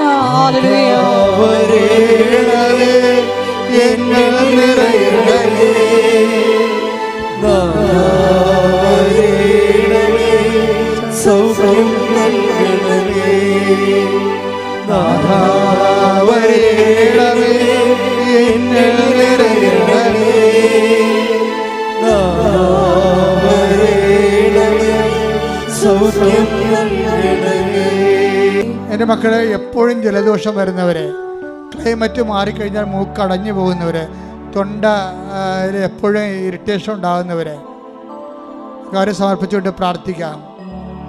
മാംസം വളരുന്നവര്, നമ്മൾ നേരത്തെ പ്രാർത്ഥിച്ചപ്പോഴേ വയറ്റിൽ മുഴയുള്ളവരെ കർത്താവ് കാണിച്ചു തന്നായിരുന്നു. പറയാൻ മറന്നു പോയതാണ്. ആ വ്യക്തികളെ ഇപ്പോൾ സമർപ്പിച്ച് പ്രാർത്ഥിക്കുന്നു. എന്തോ രോഗത്തിന് വേണ്ടി വെള്ളപ്പൊടി ടീസ്പൂണിൽ എപ്പോഴും ഉപയോഗിക്കുന്ന വ്യക്തിയുണ്ട്. ആ വ്യക്തിയെ രോഗങ്ങളെ ഇനി പൊടി ഉപയോഗിക്കേണ്ട ആവശ്യമില്ല എന്ന് പറഞ്ഞുകൊണ്ട് കർത്താവ് അവളെ സുഖപ്പെടുത്തിക്കൊണ്ടിരിക്കുന്നു.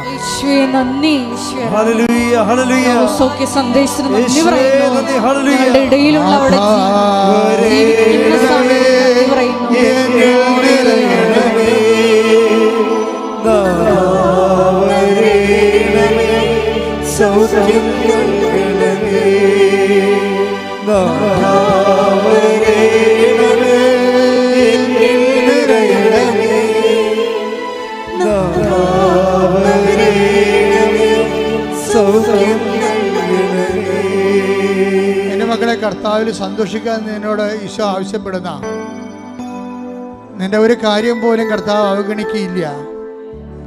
അലർജി രോഗികൾക്ക് വേണ്ടി പ്രാർത്ഥിക്കാൻ ഈശോ ആവശ്യപ്പെടുന്ന വെള്ളത്തിൻ്റെ അലർജി, പൊടിയുടെ അലർജി, കാലാവസ്ഥ ഭേദത്തിൻ്റെ അലർജി, അങ്ങനെ വ്യത്യസ്തമായ അലർജി രോഗമുള്ളവരെ, അലർജി രോഗങ്ങൾ കാരണം വിട്ടുമാറാത്ത രോഗങ്ങളുള്ളവരെ കർത്താവിൻ്റെ ഉന്നതമായ നാമത്തിൽ മാരക രോഗങ്ങൾ മാറിപ്പോകട്ടെ എന്ന് കൽപ്പിക്കുന്നു. ആരാധന ഹല്ലേലൂയ ഹല്ലേലൂയ മഹത്വം മഹത്വം ആരാധന ഹല്ലേലൂയ.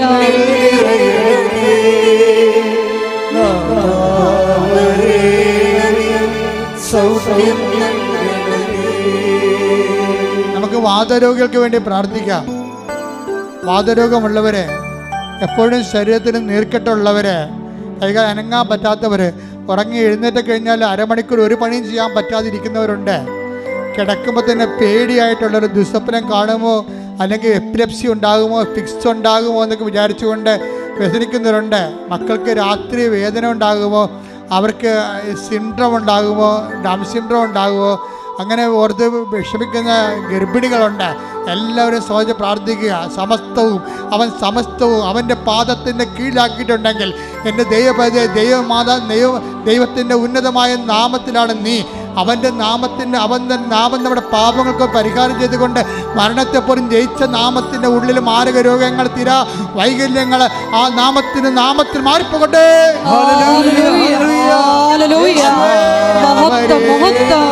ആരാധന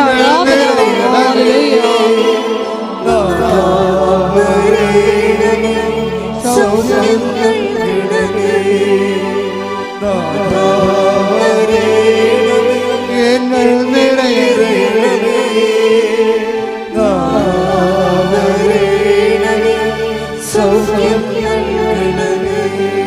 കർത്താവേ, എൻ്റെ കാര്യം ഇപ്പം അച്ഛൻ പറയണമേ എന്ന് പറഞ്ഞ് ആരോഗ്യ പ്രാർത്ഥിക്കുന്നുണ്ട്.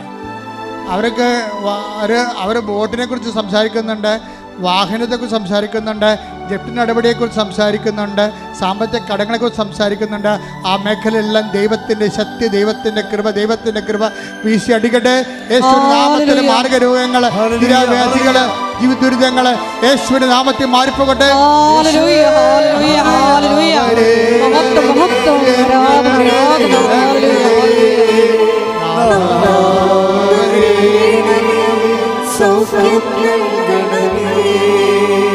എൻ്റെ മക്കളില്ലാത്തവർക്ക് വേണ്ടി പ്രാർത്ഥിക്കാം. മക്കൾ അബോർഷൻ നടന്നു പോയവരെ, 3-4 അബോർഷൻ നടന്നിട്ട് ഇപ്പോഴും മക്കളില്ലാതെ ജീവിക്കുന്നവരെ, മക്കൾക്ക് വേണ്ടി പ്രാർത്ഥിച്ചുകൊണ്ടിരിക്കുന്നവരെ, അങ്ങനെ വ്യത്യസ്തങ്ങളായ മേഖലകളിലെ വിഷമം അനുഭവിക്കുന്നവരുടെ മേൽ കർത്താവേ, നിന്റെ തിരുമുറിവാർന്ന് അണിപ്പെടുത്താറുന്ന അത്ഭുതകരം ഓരോ മകൻ്റെയും വയറിൽ സ്പർശിക്കണമെന്ന് പ്രാർത്ഥിക്കുന്ന യേശു ക്രിസ്തുവിനെ നാം ഈ കല്ലിൽ നിന്ന് എബ്രാഹിം ജനിപ്പിക്കുവാൻ ദൈവത്തിന് കഴിയുമെന്ന് അറിഞ്ഞു ചെയ്ത് ദൈവത്തിന്റെ വചനത്തിന് കരുത്തിയാൽ മക്കളില്ലാത്തവർക്ക് യേശുവിന്റെ നാമത്തിൽ മക്കൾ ലഭിക്കട്ടെ.